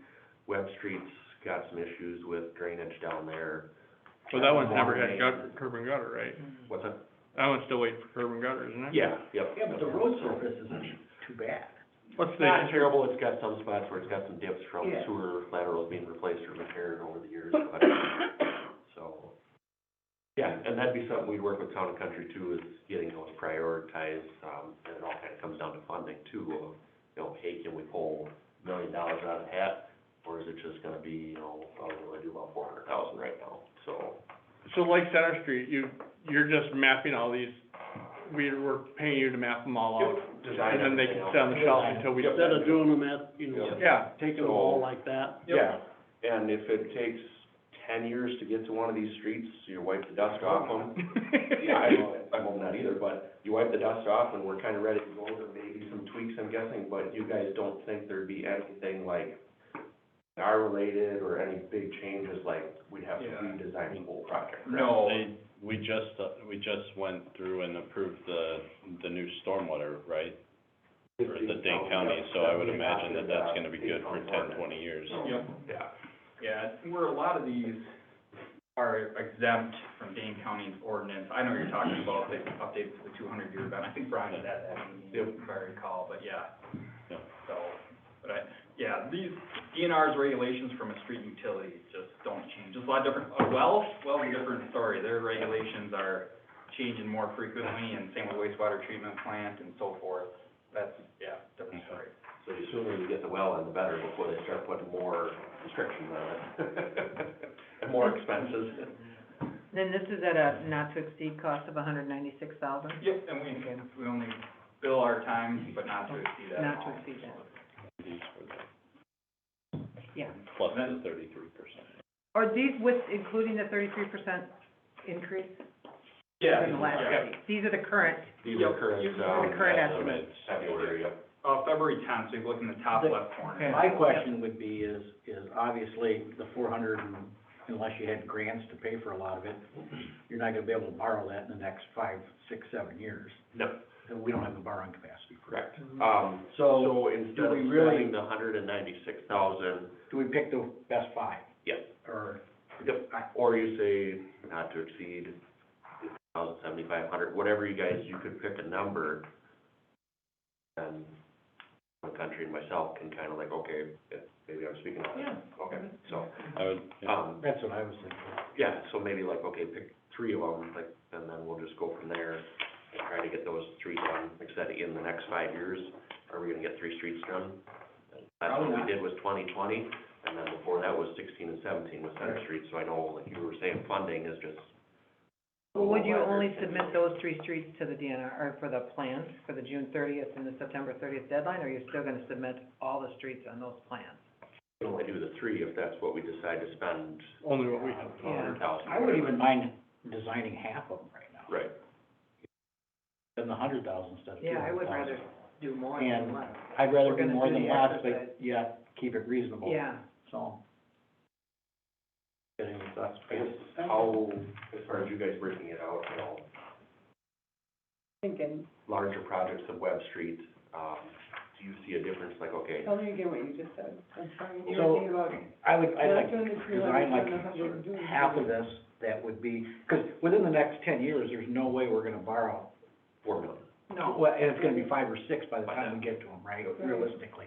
Our borrowing capacity right now is not there, and it probably won't be in 5 years, but let's spend some of the money we have properly to get at least half of them redesigned so we can submit them for grants. What you're saying is instead of doing 196, you do up to 100,000? Or whatever. Yeah, to pay them to analyze these. Yeah. And design half of them, basically. Yep, so basically this was just a starting point with that price of $196,000, so I guess we'd just be looking for a motion from somebody would be what you guys would be comfortable with spending. The funding would come out of ARPA, since it's all engineer infrastructure such, or? Well, It it's could all be- ARPA eligible, but Okay, all but we of do these have costs are the other also stuff as well. reimbursable through the state water, clean water funds. Right. I mean, you gotta float the cost. Once you get it. Right. Yes. So you gotta float it for a couple of years. I'm available from ARPA, because we're Well- pulling a lot from ARPA. Well, the reason we can do a little bit of ARPA is because you can't use it for some of the things we wanted to, like the sewer truck, right? Right. And things like that, but, you know, we've got the $1.2 million to figure out what to do with, and obviously, some of that would be good, that, it could come out of there, no problem. Okay. So here's my question. Yeah, go ahead. I just don't wanna overextend that. Yes, yep. If we decide not to do, if we just say, okay, we're only gonna give you 100,000 and you do the top 3 or 4, right? Then we have to come back in 5 or 6 years and say, okay, now we need this done again, Yeah. and we need these other 4 done. Well, I'm pretty sure they're not gonna freeze their rates. So we're gonna pay out another 200,000 for those 4 later on. But what I just heard Matt say is if we paid the full 196 now, or did that now, then, and we decided not to take care of all of those projects, we could put it on a shelf and let it grow dust and pull it off, and there would be just The money. plan itself would The still plan would be. be there. Road engineering is not gonna make ground shattering advances. Right, so I'm thinking, we could have 10 ground years. shattering cost increases if we don't do the whole I thing. didn't think. And I understand what you're saying too, I but get too much, but. So I you don't know, know. I'll tell you what, these projects aren't gonna be done in 10 years. No, I agree, no, I'm not saying. Guarantee you, But it could be 20 years, they might not all be What done. What Pam's saying, Mitch, is They're gonna be these done. rates are gonna Yeah. go up. Yeah. So if we know that these are gonna be the next 10 roads that are gonna happen, Is it a smart use of taxpayer money, where it could be used in other places, to let it set for 20 years? Yeah. That doesn't always make sense either. Yeah. I think it is. In this case, I think it is. I think we can Because say, it's done now and the plan, if we the put this plan off, itself won't age if we wait. Unless The some weird cost will restriction change, comes I up or understand that, something, right? It but- boils down But to, is something- it wise to spend 20,000 now to not spend 28,000 right. on a And you know, design years- later? But something Yeah. could hit us later, 20,000, you might have made 20,000. is they could decide to do Main Street again. We don't carry the cost of full Main Street, but we do carry the cost of the sides of stuff like that. If they decide to do it, we're stuck and have to pay for it anyways. So what are you saying? So in 10 years, I mean, There might be, there could be more stuff coming that you don't besides know. these 10 Well, that's why places, yeah. do you really wanna spend all the money? Stay in the situation. County. Yeah. Just say they come back, 'cause I mean, State Highway Council. 25 years ago, Cause it was redone. 1990, I think. I don't know, it was, Okay. But it was something like a lot that. of money here. Yep. And it's only gonna go so far. So what you're saying is, if the county comes in and we have to redo Main Street or Mill Street, Yep. that could change the design of all of these streets? No, No, but it's gonna be We're a gonna start off cost. another 10 years. So these are gonna be off 10 years. Could be Okay. 30 years down the I road. hate to pay for, And Yeah. exactly the same with, KP, you know, cut through town, we Yeah. have water main, we have sewer main there. I haven't seen any plans from the county that they're gonna do that, but all of a sudden they come through, yep, we're gonna do this, you need to do your infrastructure, or it's gonna be buried, like it has. That's one of those things that James is saying, hey, you might not touch these, because there might be things at the state level or the county level that address before we do these, and we're kind of at their timeline when they come through and say, nope, this is when we're doing it, we're not waiting for you, we need to do it right now. And I'm not saying the 190 isn't a good deal, it probably is.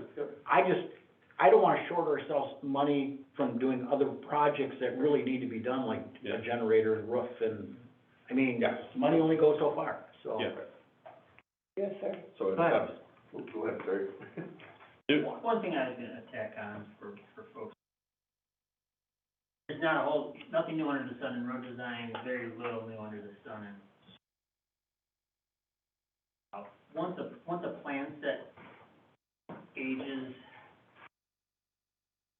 I'll say 10 years for sure, not as useful as when it was 2 years old, and that's specifically because stuff changes. You know, we may have set up a storm sewer design that right now, because there's no fiber optic cables buried there, and in 10 years, maybe there are. Those sorts of things we don't quite pull off the shelf. So if there's anxiety about $4.2 million, it's not gonna happen. No. There may be some good discussion about tearing this down to something that's a little more realistic, because 10 years is a long time for a plan to sit. Yep. Yeah, even if we did the I mean, the software might not even work anymore. Well, we probably wanna say, hey, you know, we gotta do some checking here, you know, are all the trees still the same, are all the, Yep. So then, if we would, like, set a knock to see, like Mitch said, of 100,000, would you guys then decide which of this list gets? Yeah. We would talk with Matt. I think a good goal is a 10-year. Okay. I think beyond that, you're not spending good money, but. So, I agree with that, but does that mean that we have to then figure out what we think we're gonna be able to spend over the next 10 years? Are you saying that, you know, we're thinking we're gonna do 3 projects over the next 10? Cause You some. might not get to all of them. But what are you saying? You wanna do 3 or you wanna do 4? I think you just set it up I think as we a just dollar do the amount, right? study, We're not yeah. I said it as a dollar amount, and let's get as much done as we can for that dollar amount. Well, We're with not trying that- to figure out Which what streets we're gonna street? do right now. We're saying we got a pot or a value of X. We wanna spend all of X, or like Mitch is saying, you have a little bit of Y, a little bit of Z, you could fund other things that need to be done within the village That's not what I'm versus asking. just roads. That's On not these- what I'm asking. on these estimated dollar amounts to construct each of those down the road or whatever, is it pretty much, why is the Webb Street one over $1 million? What makes that estimate so much higher than the rest? I live on The it. whole road, I mean, it's like 3 blocks. It's just the footage. like, Just the length, Yep. that's it? Okay. And personally, I'd love to have curb and gutter, because it gets muddy where I park sometimes. But I'll tell you what, I don't think the road surface is that bad to where it's urgent. And a So, lot of your neighbors do No. not want curb and gutter. they don't. Web Street. No. Oh, Web no, Street. there's Because then gotta be they would have to. And it goes like 3 blocks. So, yeah, I'd love to have block. that's not, well, here's what I'm asking though. Or is it talking? Are we gonna set, like, we know, I know, Yep. that Ray Street No, this is. is Ooh. flagged Okay, yeah. with water Got a lot of main. Band-Aids on it. Yeah. I mean, it is basically being held together by itty bitty bits of, Duct tape. yes, thank you. So, you know, what I wanna know is, I don't wanna say like, let's just spend 100,000 and cap it at that, I wanna say, let's, you know, Matt, I want you to pick the 3 worst roads, and let's plan I on getting agree. those done in the next 10 years, and just make Yeah, that the and- plan. Well, that would, And we will, but you guys are gonna sit and do the calculations right now on, okay, it's gonna cost us so many dollars to design Hillside, so many dollars to design Ray Street, you know, unless you get that figure from them right now. it's pretty linear. I was gonna say, if nothing else, the board, you wanna give us guidance on the 3 most, and I wrote down, right, Ray, Hillside, and West. See, I think there's more valuable streets on here than Webb. I think east, And east is, we've Or got a lot. any 3. well, If but the then, group thinks the favorite 3, that'd be a lot cleaner, and then if you felt like you wanted to add a or not change to exceed on I'd there. evaluate your top 4 and get them done. for the next 10 years, and that would be our plan for the next 10 years. We're planning to do these 4 roads in the next 10 years. So that'd be Ray, Hillside, Sorry. Webb, and East. In previous conversation. Wouldn't that be any that, I mean, they should be important too, that if they have curb and gutter already.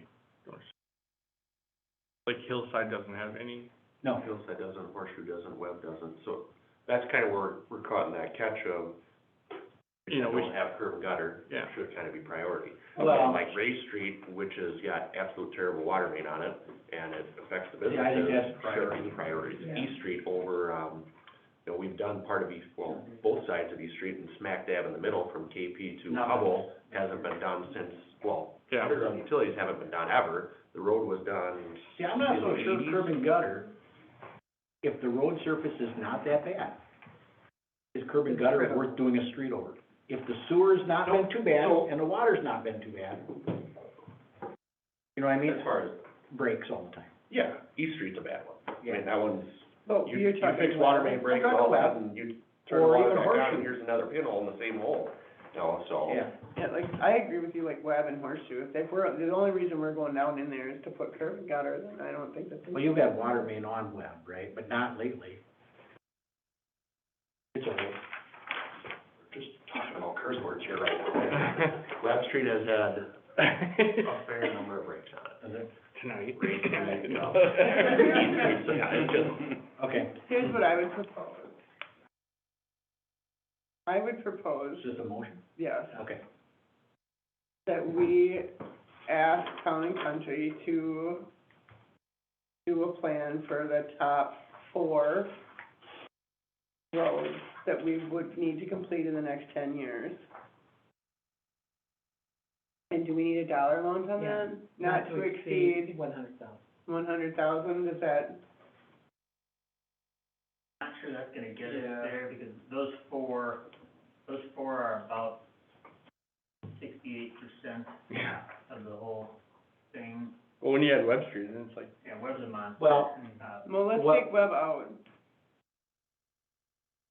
If you wanted to do the 4, I was What's your thought on the 4?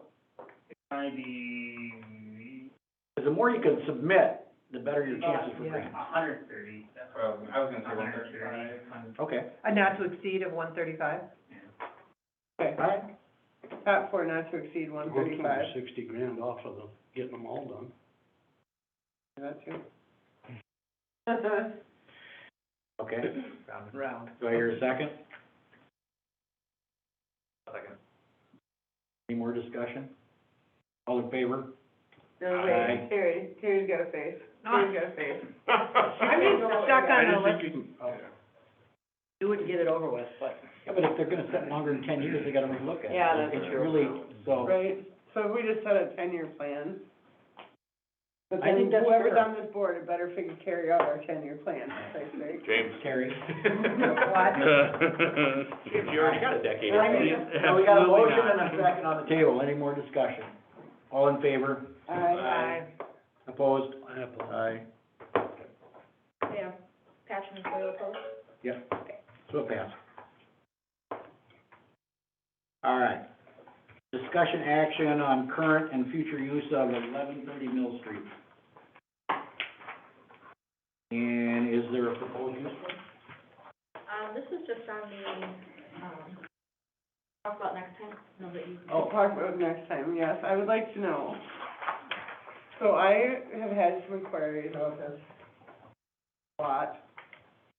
And I find that it's $30,000 to purchase that lot, and it's been for sale for what, 10 years at least? Has it been 10 years for? well, if you're getting inquiries, why don't you just send them to the village?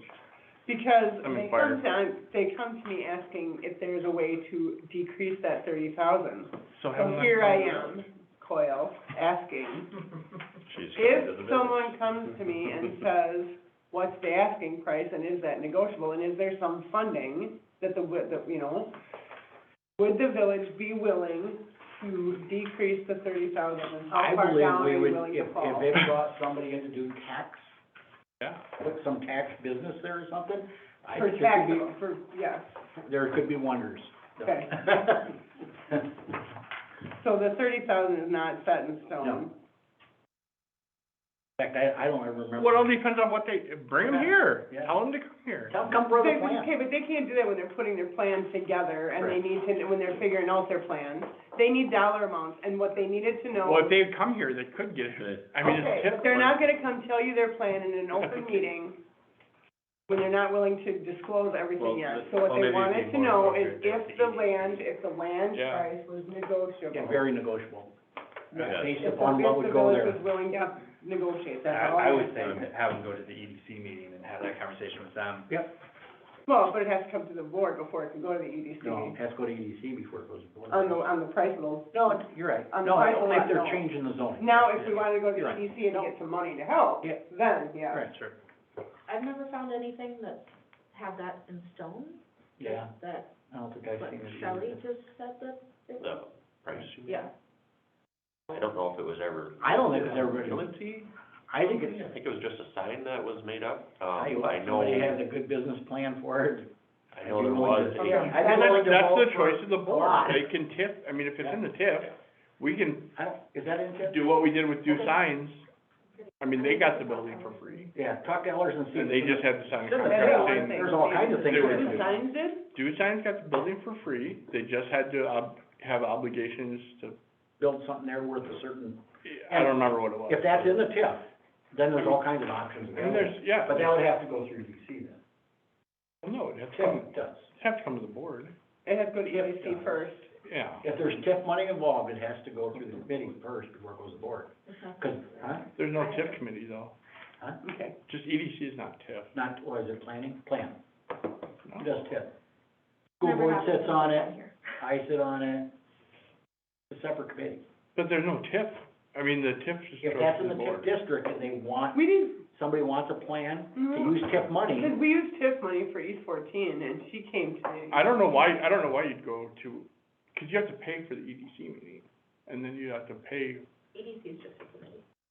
they don't get charged fees, No, no. plan commission, it's like parks. so when somebody comes there. But, so, because it's TIF, there's certain people that have to sit on it, the school board has to approve it, MATC has to approve it. The village board doesn't get to approve it until after the fact. Right, everybody else, So, yeah. Right. Okay, and so then you're telling me that the 38,000 is not, like, That's just been a number that's that. been a number that's been Mhm. floated out there? Yeah. Okay. All right, I just wanna make sure But that if it's that, part of TIF, all kinds of things could be done.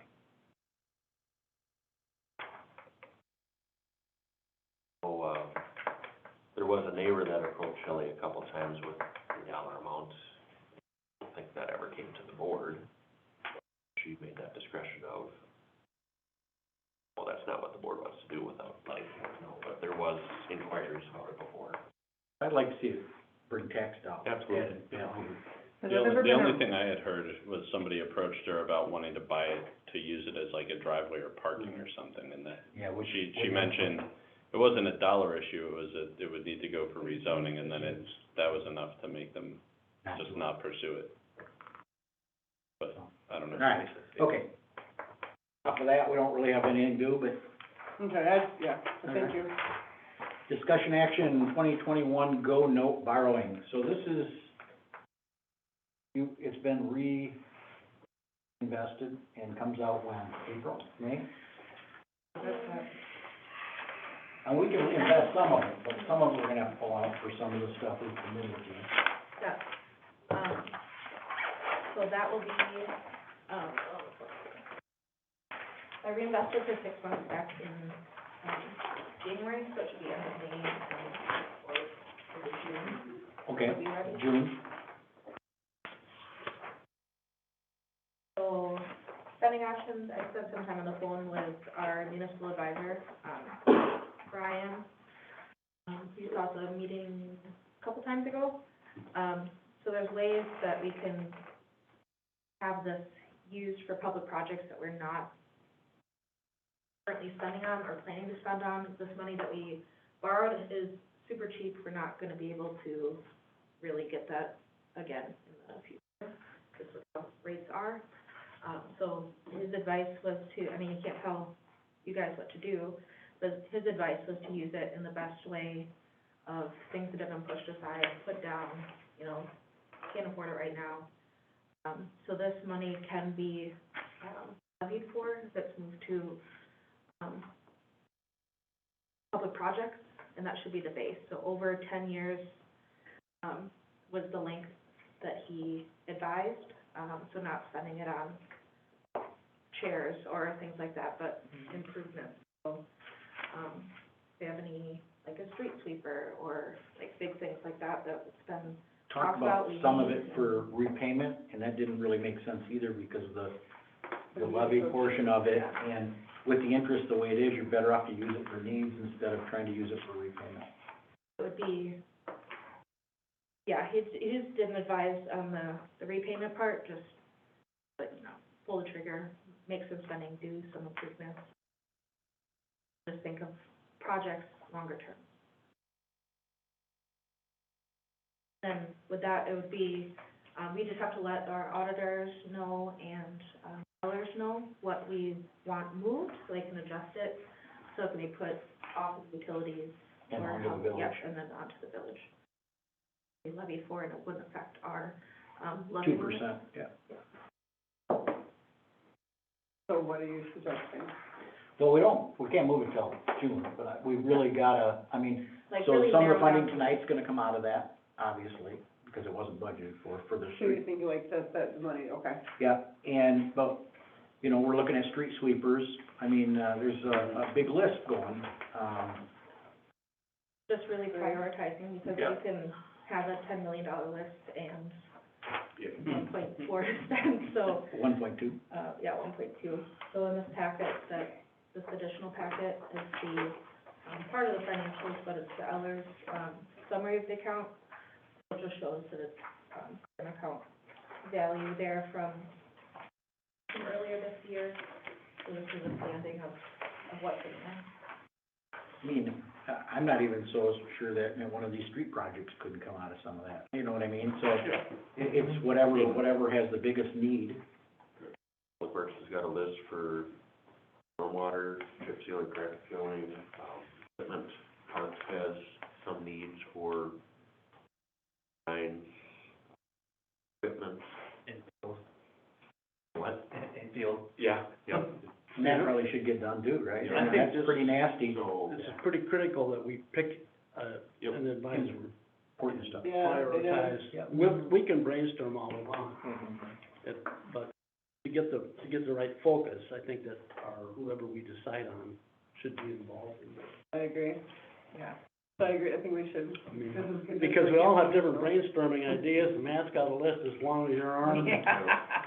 And, after 33 years, this building needs a new roof, and there's just stuff well, that needs to so get the done. roof was done when Vern Went was here, so that was 2006 to 2008. So it was redone at one time. It does have some leaks, but the shingles, asphalt actually looks like it's in good shape.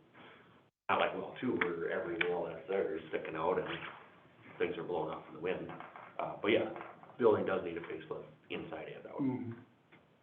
We've done a few maintenance things in the past month or so, just to clean things up with bathrooms and what have you, so.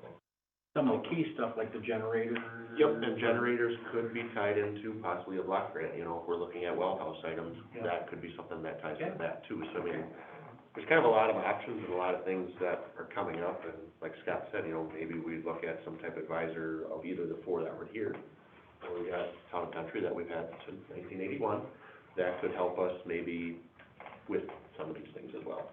Well, and you gotta, I mean, the water evaluation's gonna be important, because, That's I mean, that wouldn't be enough if you had to dig a new well. Right, no. That's not enough money. So, Yeah. I guess there's a lot of unknowns too, so. I mean, all the things that go into those sorts of, this is, well, with wells, which things that we need have a higher likelihood of grants, right? Yep, and they probably do, so. New well, soon after, a pipeline. Can we get half that, right? No, just, Really? brand new. Has anybody ever considered, do you know of any models with well construction where it's almost like you don't lease the well, but it's like a well, kind of lease it, and you just say like, well, pay you $50,000 a year for a well over the 50 years or something like that, or? There are companies that dabble in that.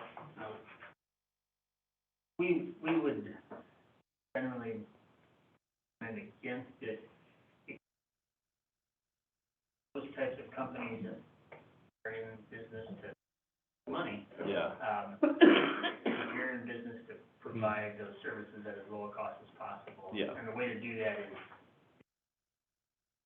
you know, Pay up front. via grant, Yeah. via, low interest loans that are set up specifically that. Mhm. The DNR loan, the last 2 years, did offer now a 40-year repayment, and for long-lived assets, which are well house. If you do a well house, whether a rehab or a new one, would completely be in that realm. You probably want, you could finance that for 40 years, right? Years old? In the forties, is when the first 80 years one was old, put in, yeah. Once you start financing out 40 years, it gets a lot more swallowable. All right, let's go ahead and move on to number 11, discussion action on operator license, Thomas Muschutz and Tanya Gorn. You want these as separate, or? Yes, all good, right? Cartman checked it out, everything's clear. The only thing I'd ask for the motion is that, pending payment. Okay. Okay. I would move approval of both Thomas Muschutz and Tonya Gorney for their, operator's license pending payment. Okay, Second. any more discussion? All in favor? Aye. Opposed? All right, number 12, discussion action, application for temporary Class B license, Hometown Booster Club. I make a motion, we accept the application for Hometown Booster Club. I'll second. Is there a fee involved with it? So we can charge up to $10, or we can waive it, or anything in between. I would add. We usually don't. Waive the fee, Okay. part of my motion. So do one of these three have to be on site? They have to be there. One of these three has to be on site Yeah. also. Yeah. Any more discussion? All in favor? Aye. Opposed? Discussion action on financial report. Okay, so part of it's in the big packet, and then, the little packet, the one with the dollars on the front, is the other part that I was talking about earlier. Yep. So just showing where we're at, almost at 1.2 in the investment account for the 2021 GO note. I also included the, this is the LGIP on the second page, showing what we have in there. So we have, the ARPA funds are in there, so you just have a good view of everything in there. This is separate from, this is a separate account. Like I said, LGIP, the local government investment pool, so this is a pool of money that, pretty much everyone, all municipalities put some in, participate in as a large pool, and then, you get returns off of that. This is separate from our bank account, this is separate from our GO borrowing, this is its own, sitting out there. And then I have January and February in there. And then the last page is our, bank account, so it has our, so the top one is our escrow money market, that's where tax money is deposited, so there seems to be something, moved out of there into the checking once the taxes are all finalized and then finished with that. Library's listed, the other, account, so municipal court, village checking, so, yeah, 1.7, 1.3 available. Account's gaining interest monthly? Yeah, just like a normal. I guess I don't see that reflected. I see Are you looking at our bank accounts or the LGIP, sorry? the LGIP. Oh, okay. So just from like February, or from January to February, it doesn't look like the count. So I'm looking at parts specifically, it looks like it should increase by like 127 and 122, but it doesn't look like, I'm looking at them wrong, it's not increasing though.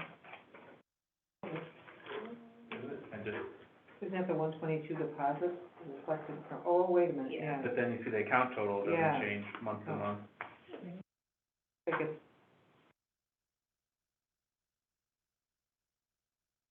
a deposit and a withdrawal for the interest amount. Yeah.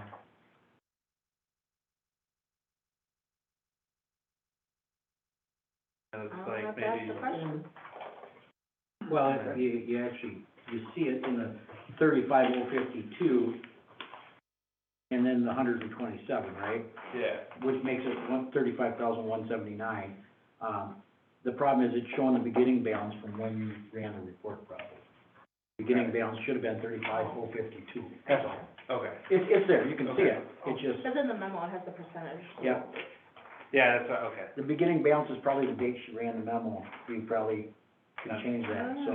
That makes sense. Because from 131, it was 35,052.30. Yeah. So then you got the interest of 127 and that's 130. Okay, yep. Not that big in the grand scheme of things, just wanna make sure I was, Well, going. No, absolutely, right? Thank you. All right. I'll make a motion to approve the financials. second. Any more discussion? All in favor? Aye. Opposed? All right, discussion action on invoices to be paid. I got a question on the pelletary system, or waste system. Why are we getting charged for recycling dumpster at Village Hall and a fuel surcharge for March? So the dumpsters were put into the original RFP that was put out, There should have been 3 dumpsters that we, but they weren't. They were trash, they weren't recyclable. That was showing on this one. We got the recyclable dumpster at the village shop, which is a 2-yarder. Here, there's also recyclable, a 2-yard trash. We have a 4-yard trash at the village shop. Yard trash over at the park as well. So We have I'm 4 not- total then, 4 total? there's 3 trash and 2 recyclables in so far, Okay. yep. And I'm not sure why in the RFP, Shelley had just not included those. We've had them forever, so. So now that's a monthly Now, charge it's, then? yep, which with the, Absorbed by the. yes, thank you. well, it's not, I mean, it's a cost that we shouldn't have. I mean, We're making a lot more than we should- what that costs off of the. I mean, and the fuel surcharge, why are we getting fuel Yeah, why is surcharge? the fuel surcharge? Fuel surcharge should have been rolled right in their thing if, Yeah. and I don't remember, don't have the thing in it, but it was right in there. If the fuel price was a certain amount, we were gonna get charged fuel surcharge. It's right in the contract. I'm not gonna get Unfortunately. away from that from any company. Nope, and Okay, that's, we pay yeah, for Pam, you're every getting single it, one of them. we get it for supplies, drop off and Yep. shipping and stuff like that. It's just, the fuel prices, companies tack it on because they can. Are you saying Or you you have to haven't go seen get it them with yourself. town and? No, Town and Country didn't do that. No.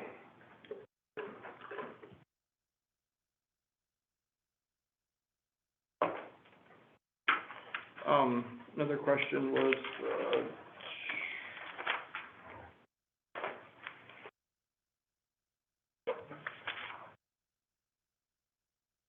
reimbursement for Lydia's what?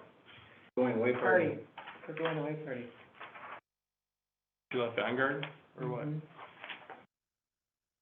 Vanguard and Village were, down there. So we don't normally talk about that when somebody leaves, Normally, we what don't we have do? time, because we don't have time, right? It's- No, it was just a week notice, yeah, It's within, under the discretionary amount, so yeah. Okay. we did have some discussion ahead of time. Who? Me. Oh. So. But yeah, it's Yeah. just, there just wasn't time There's to not go to time the to- board. no. It was asked, and I said it's under the discretionary amount. Yeah. If it's really a problem, I would just reverse it. When was the party? It was, probably. When was the party? It was, Where are we invited? You know? I didn't get it. When you're paying. I didn't either. I wasn't the one that sent out the invites, last week, right? Last Wednesday. I did come to it, just for a little bit. I just heard it was repeated. That's what it is. Matt, what was the spray paint needed from Madison Truck Equipment? Just for snowplows, so you can see one of the invoices was to have, some repairs done. So we got some paint, obviously, just to touch that up, so it's obviously not gonna rust.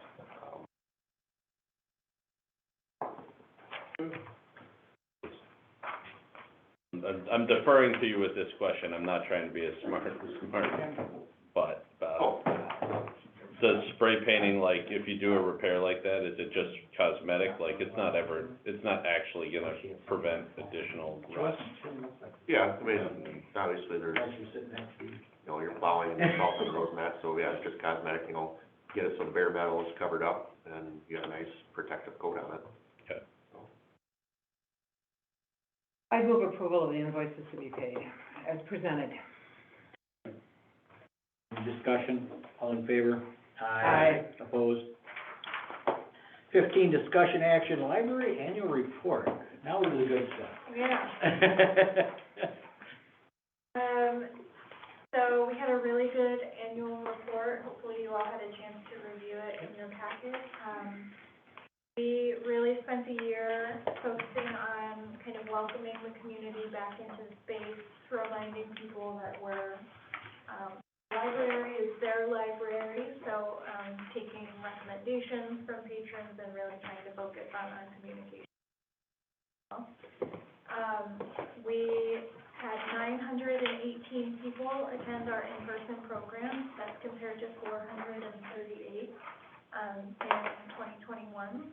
And we offered 88 in-person programs, and that's compared to 26 last in 2021. So if you'll remember, we were closed for about half of 2021. So these numbers kind of make sense when you take that into consideration. This was our first full year of being open since 2019.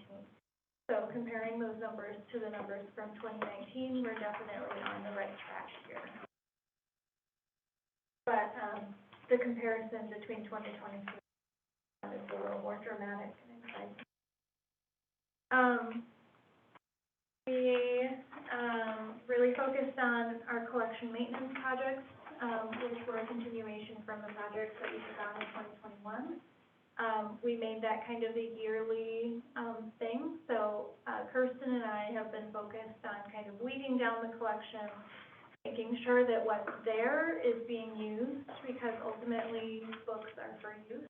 So if they're not getting used, kind of an interesting tidbit from this section, even though our number of items in the collection decreased in 2022, our circulation actually went up. So that kind of shows the impacts of good collection maintenance and making sure that things are relevant and the collection is attractive to promote organic browsing. And we did end up adding 910 items to the collection in 2022. So it didn't go down because we weren't buying anything. We were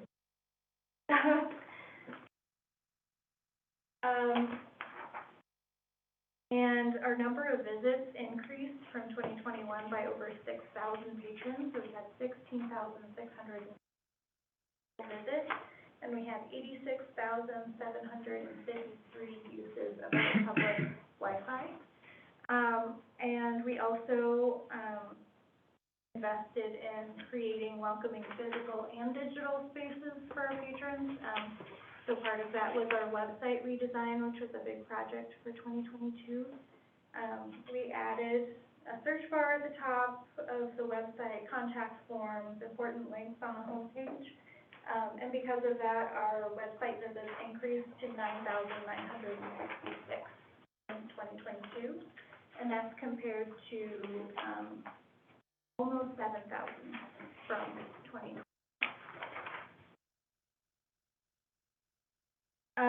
So we also, we're still doing self-directed activities, which is something that we started doing more while we were closed. And self-directed activities are adult take and makes, any of those kind of grab-and-go kits. So the monthly grab bags for kids, those are all self-directed activities. We had 521 participants in our self-directed activities, and we had 4,824 uses of electronic materials. And then the last page is the money stuff, I guess. So our revenues and expenditures. Our revenues were $213,339. And then our expenses were $186,707.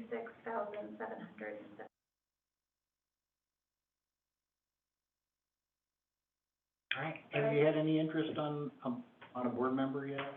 No, I, was reaching out to people kind of individually that I thought might be a good fit, and I had one person who was interested and then decided they weren't, so I'm still kind of putting out feelers, but, Anybody know of anybody? we're, widening our net, so, Okay. yeah. Curious on the public wireless, is that people like coming in and checking their social media on their phone, or is that like people coming in and doing like homework on their laptops or something? They sit or like a outside at combination? 3 in the morning with their trucks running, Oh. no muffler. Yeah. So it, There's a noise ordinance for that, I think. it counts anybody who logs on to our free Wi-Fi. Okay. So it doesn't count like our wired computers because those have a wired network, but any of the kind of people that are like bringing their phone into the library and checking social media on the website or. Or anybody that walks to the park, cause they Right. would go on Yeah, from or there, like- if you're already, Yeah, I was just thinking about that too. Yeah, or like kids doing their homework on their laptop, that would also count. Okay. Yeah, and I get reports every month of like, here's the breakdown of the most, the devices that are using the most of the Wi-Fi, and usually they're, staff, is like, our That's fair. laptops. Just curious. Still shows a functional need for it over. Yeah, absolutely, and I think. I don't have my Wi-Fi. I think. Sometimes it does override mine, it does across the street. I think in general, the trend that we're seeing is people are coming in to use the wired patron computers less and are bringing their own devices into the library more, and using the free Wi-Fi to do work on their laptop or, use a tablet or whatever. Yeah, my mind just kind of goes to like, an open Wi-Fi is a avenue for malicious activity. Right? So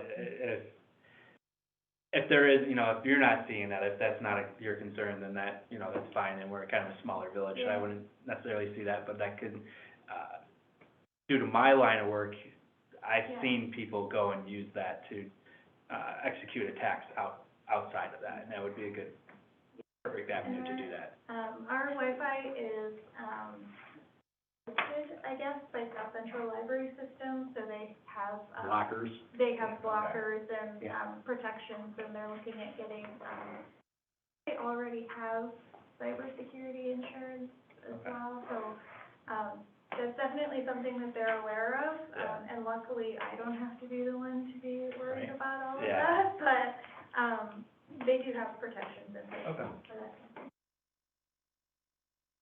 Thank you. Anybody got any questions for Bailey? Good job. All right, thank you. All right, let's go to reports. Vanguard, we have not had a meeting since the last. Sean is still hanging out with us. Yeah? Yep. Oh, He's on here. Sean, you got Yep, something I'm for still us? here, guys. All right, Yep. let's go. Next meeting will be March 21st, 6:30 at our shop.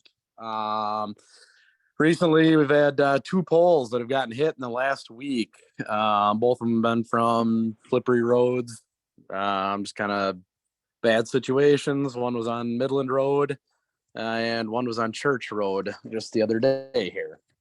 Talked with Forrester Electrical Engineers here. They do have the CA application in to the PSC for the purchase of the new transformer, so that process is getting moved forward. Sounds like the new transformer should be arriving somewhere around June. That's the latest that they've got for reports from Jordan Manufacturing, the ones that are redoing that transformer. And for the most part, we've been tree trimming and just kind of odds and ends, winter work. And that's about all I got. Moyer. The Black Earth Fire, Black Earth Fire District Board met on, Thursday, March 1st was, yeah. All first quarter dues are paid, second quarter due statements have been sent out.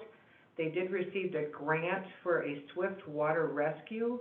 It was a large amount. It was a regional grant, but it was received in Black Earth and will be hosted here, and then Black Earth will be arranging training and doing the payouts and stuff, but it was quite a large grant.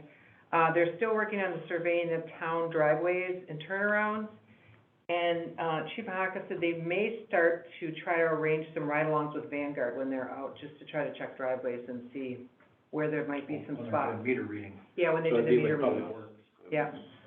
Oh, that'd be Public Works, yeah. Yeah. So, that may be coming up. Dan was gonna, and our next meeting is May 4th. All right, thank you. James? We did not meet last month. Next meeting will be March 16th at 6:30 PM. All right, EDC did not meet. EMS? We did not meet last month. We'll be meeting this Thursday, the 9th at 6:30. Library Board? Am I the only one that met this month? What's going on?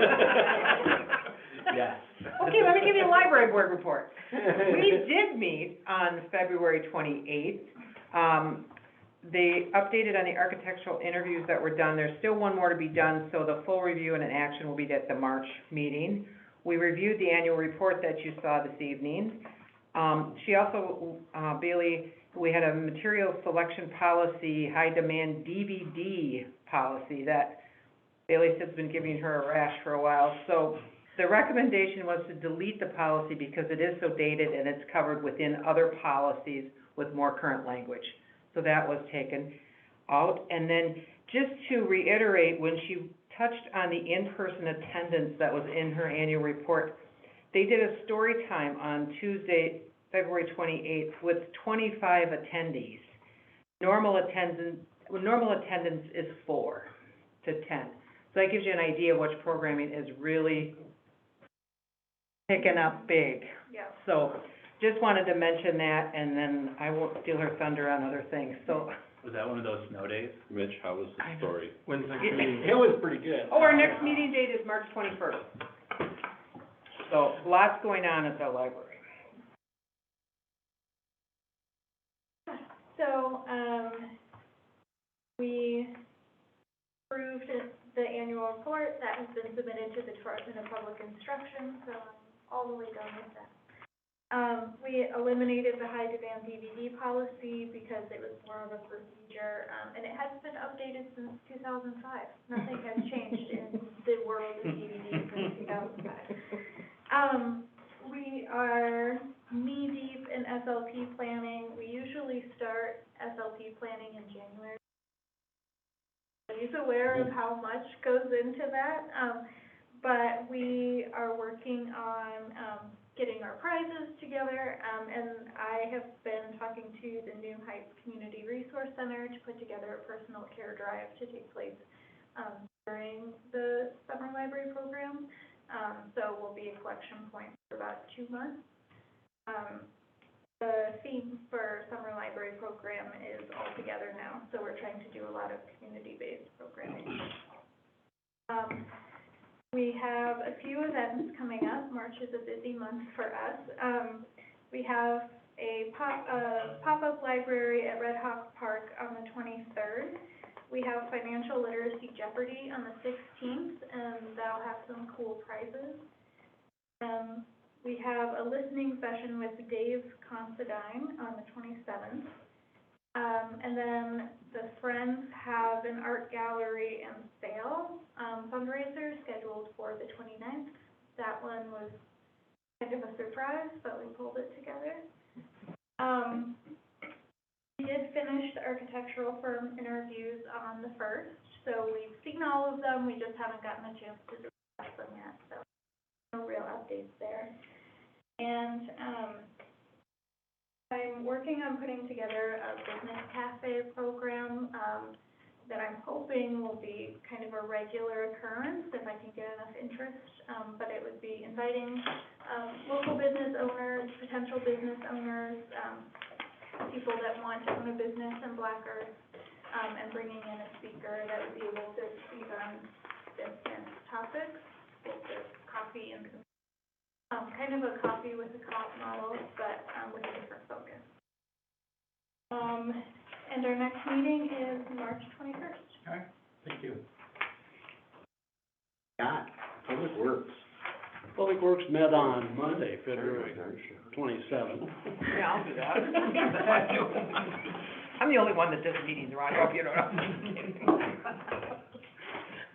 And I think, Sean's covered some of the stuff with Vanguard activities, so, the Cooper property garage sold for $3,500 on Wisconsin surplus. The other buildings did not sell. We're working with Wisconsin surplus to reschedule the removal dates. And, I guess when they were out there, Danny and Matt ran into Vern Meinholz. They discussed Main Street. And Vern would like to see Main Street vacated, and he's open to having a UTV, ATV, snowmobile trail access. Discussion on Main Street, options on where to draw lines if the road is dissolved, and we'll probably be bringing that back to the board sooner rather than later. Nick's gonna provide an updated map so that we can give it to you. Like updated, like current. And then we had some, talk about what we talked about here tonight with the plans to, draft this engineering for those roads. And that got taken care of tonight to the best of our ability. Sewer jetters being relined as we speak. Matt has met with Nichols Electric Construction. They're putting together a package for public buildings. And we talked about the water system master plan, and that got passed. And, do you have anything to add? Anything?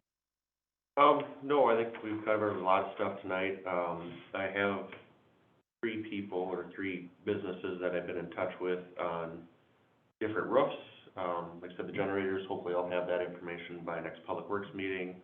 Main Street stuff, I do have the update from Nick, so that'll go back to Public Works for kind of the final say, plus Danny's looking into some things there legally, what needs to be done.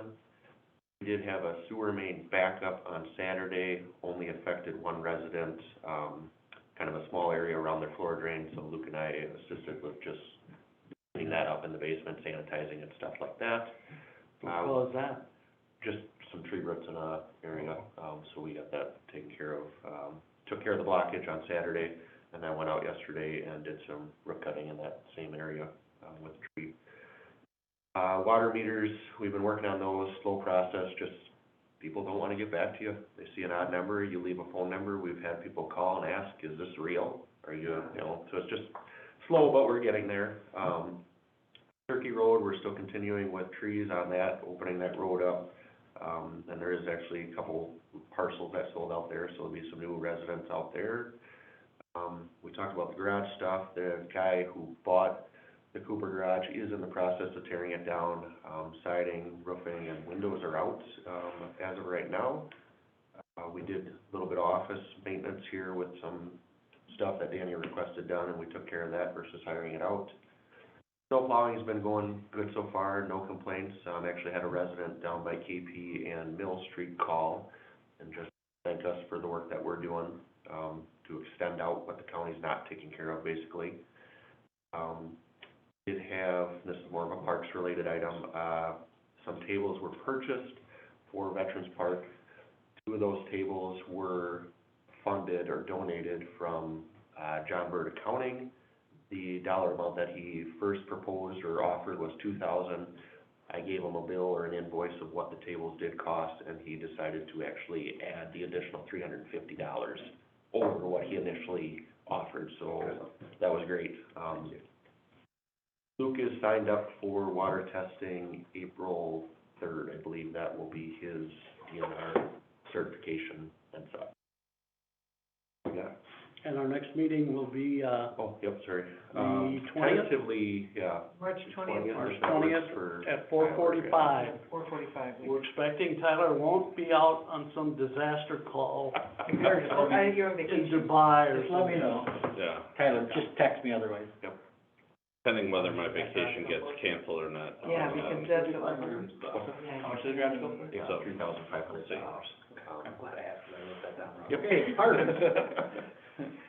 We did not meet, we meet again on the, Are you breaking this news? we'll meet again on the 27th at 6 PM.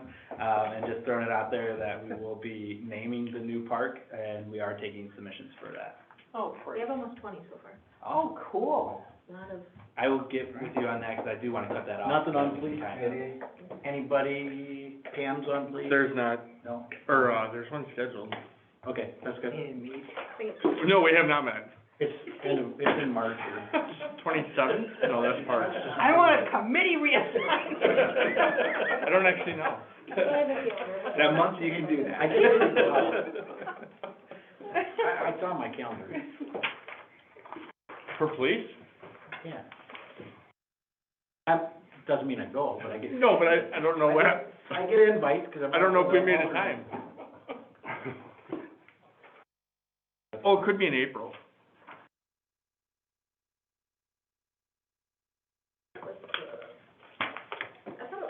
Oh, that's parks there, and that's public works. I'll have to check my other. Sorry, I don't have it either, so. All right, doesn't matter. Anyway, all right. Any other business can be brought before the board for future agendas. So spreadsheet for cost, can we get that done right away? I think we don't wanna wait a month to do No, I that. I think we need to have a special meeting just Yeah. to say, hey, let's approve this and be done with it. I would like to do that as well. So, I think it's important, so, especially with the water plan and everything else going on. I just think it's gonna help us pull it all together. Yeah. So let's, we'll have a special meeting probably just for that. So if we can get that done within the next couple days, maybe into next week or something. Yeah, next week would be fine. And meeting announcements, April question mark. So April 4th is a normal date, but that is an election, so. Oh. Squeeze it in, Danny, squeeze it in. Come on, Danny. We usually do the next Tuesday.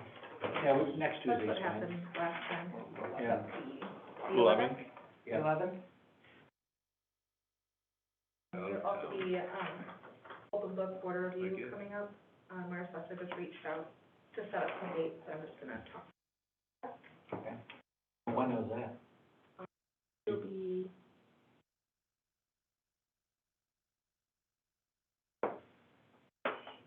All right. anything else for the other business? It's just an Not that I FYI, know of. smart meter thing. Okay. I don't know. Anybody else got anything for the future agendas?